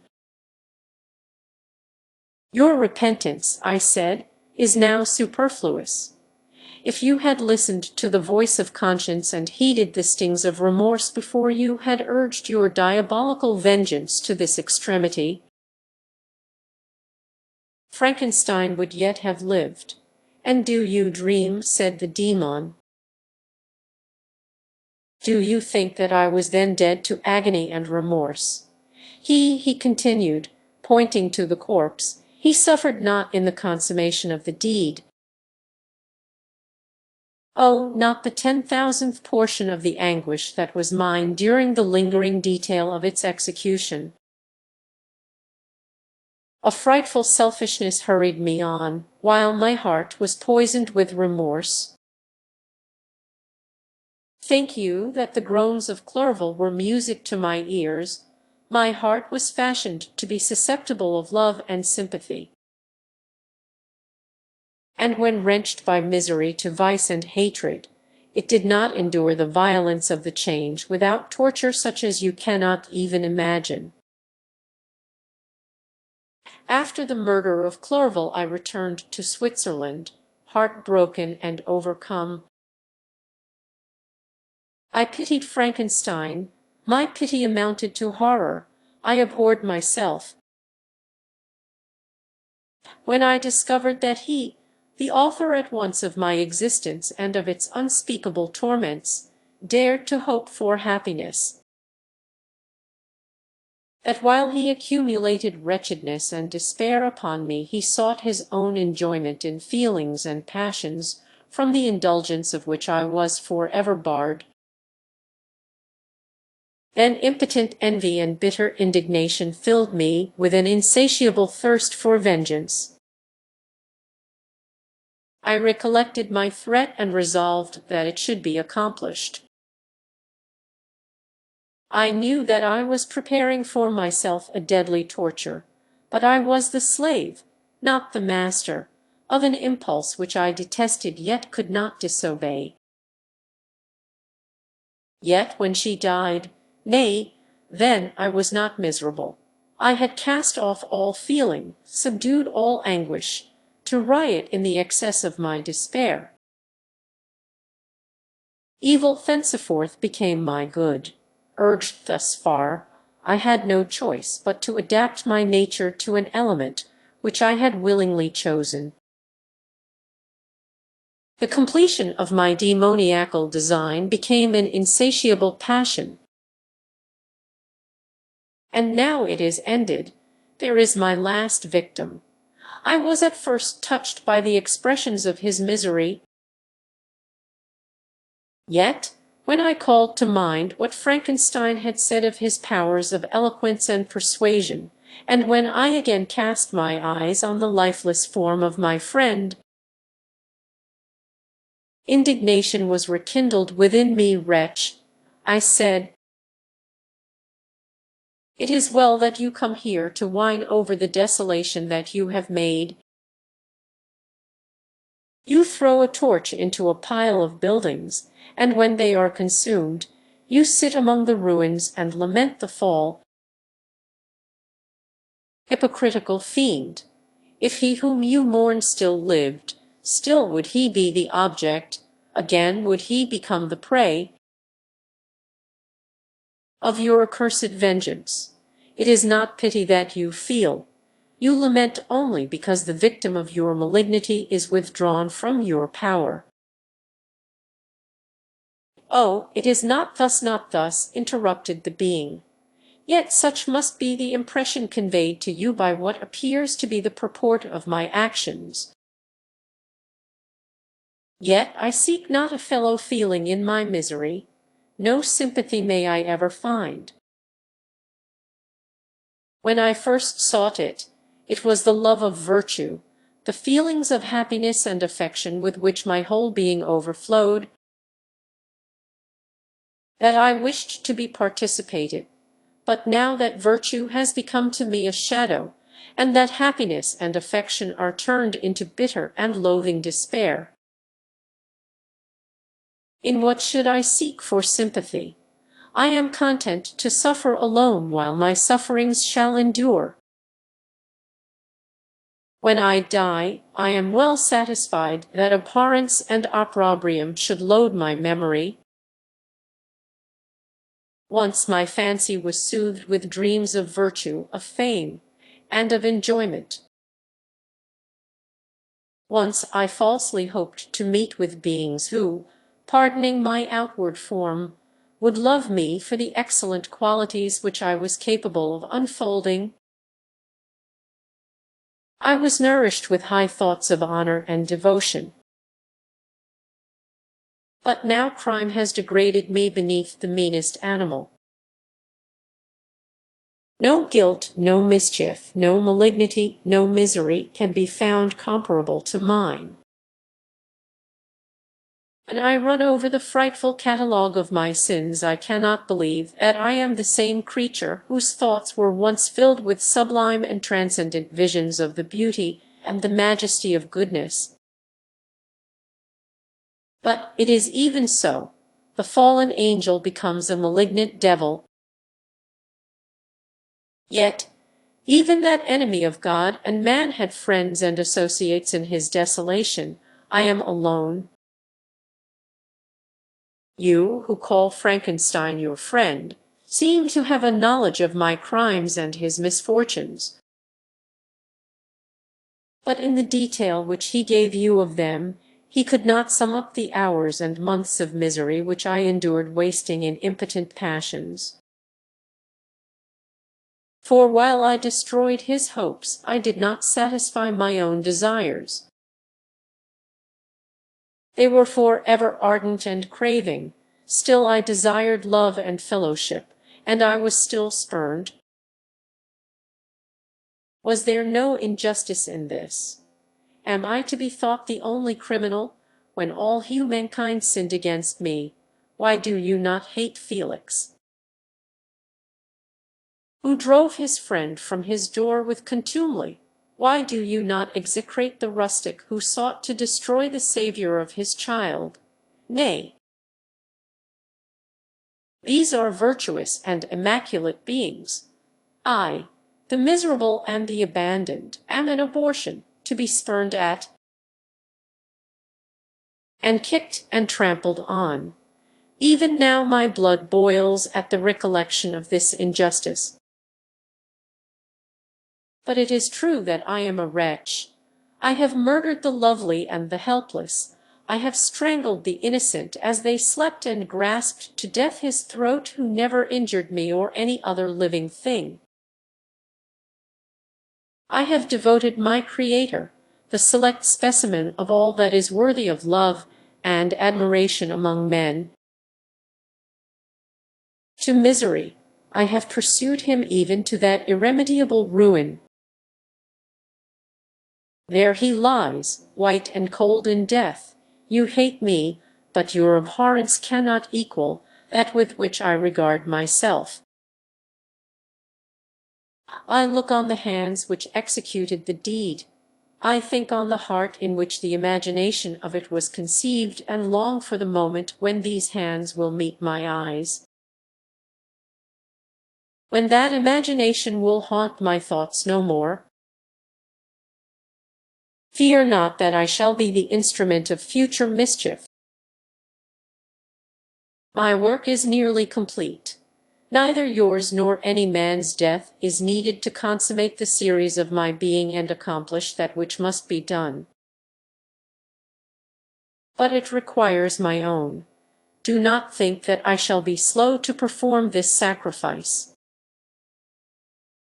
I shall quit your vessel on the ice raft which brought me thither, and shall seek the most northern extremity of the globe. I shall collect my funeral pile and consume to ashes this miserable frame, that its remains may afford no light to any curious and unhallowed wretch who would create such another as I have been. I shall die. I shall no longer feel the agonies which now consume me, or be the prey of feelings unsatisfied, yet unquenched. He is dead who called me into being, and when I shall be no more, the very remembrance of us both will speedily vanish. I shall no longer see the sun or stars, or feel the winds play on my cheeks. Light, feeling, and sense will pass away, and in this condition must I find my happiness. Some years ago, when the images which this world affords first opened upon me, when I felt the cheering warmth of summer and heard the rustling of the leaves and the warbling of the birds, and these were all to me, I should have wept to die. Now it is my only consolation. Polluted by crimes and torn by the bitterest remorse, where can I find rest but in death? Farewell, I leave you, and in you the last of humankind whom these eyes will ever behold. Farewell, Frankenstein, if thou wert yet alive, and yet cherished a desire of revenge against me, it would be better satiated in my life than in my destruction. But it was not so. Thou didst seek my extinction, that I might not cause greater wretchedness. And if yet, in some mode unknown to me, thou hadst not ceased to think and feel, thou wouldst not desire against me a vengeance greater than that which I feel. Blasted as thou wert, my agony was still superior to thine, for the bitter sting of remorse will not cease to rankle in my wounds until death shall close them for ever. But soon, he cried with sad and solemn enthusiasm, I shall die, and what I now feel be no longer felt. Soon these burning miseries will be extinct. I shall ascend my funeral pile triumphantly and exult in the agony of the torturing flames. The light of that conflagration will fade away, my ashes will be swept into the sea by the winds. My spirit will sleep in peace, or if it thinks, it will not surely think thus. Farewell. He sprang from the cabin window as he said this, upon the ice raft which lay close to the vessel. He was soon borne away by the waves and lost in darkness and distance.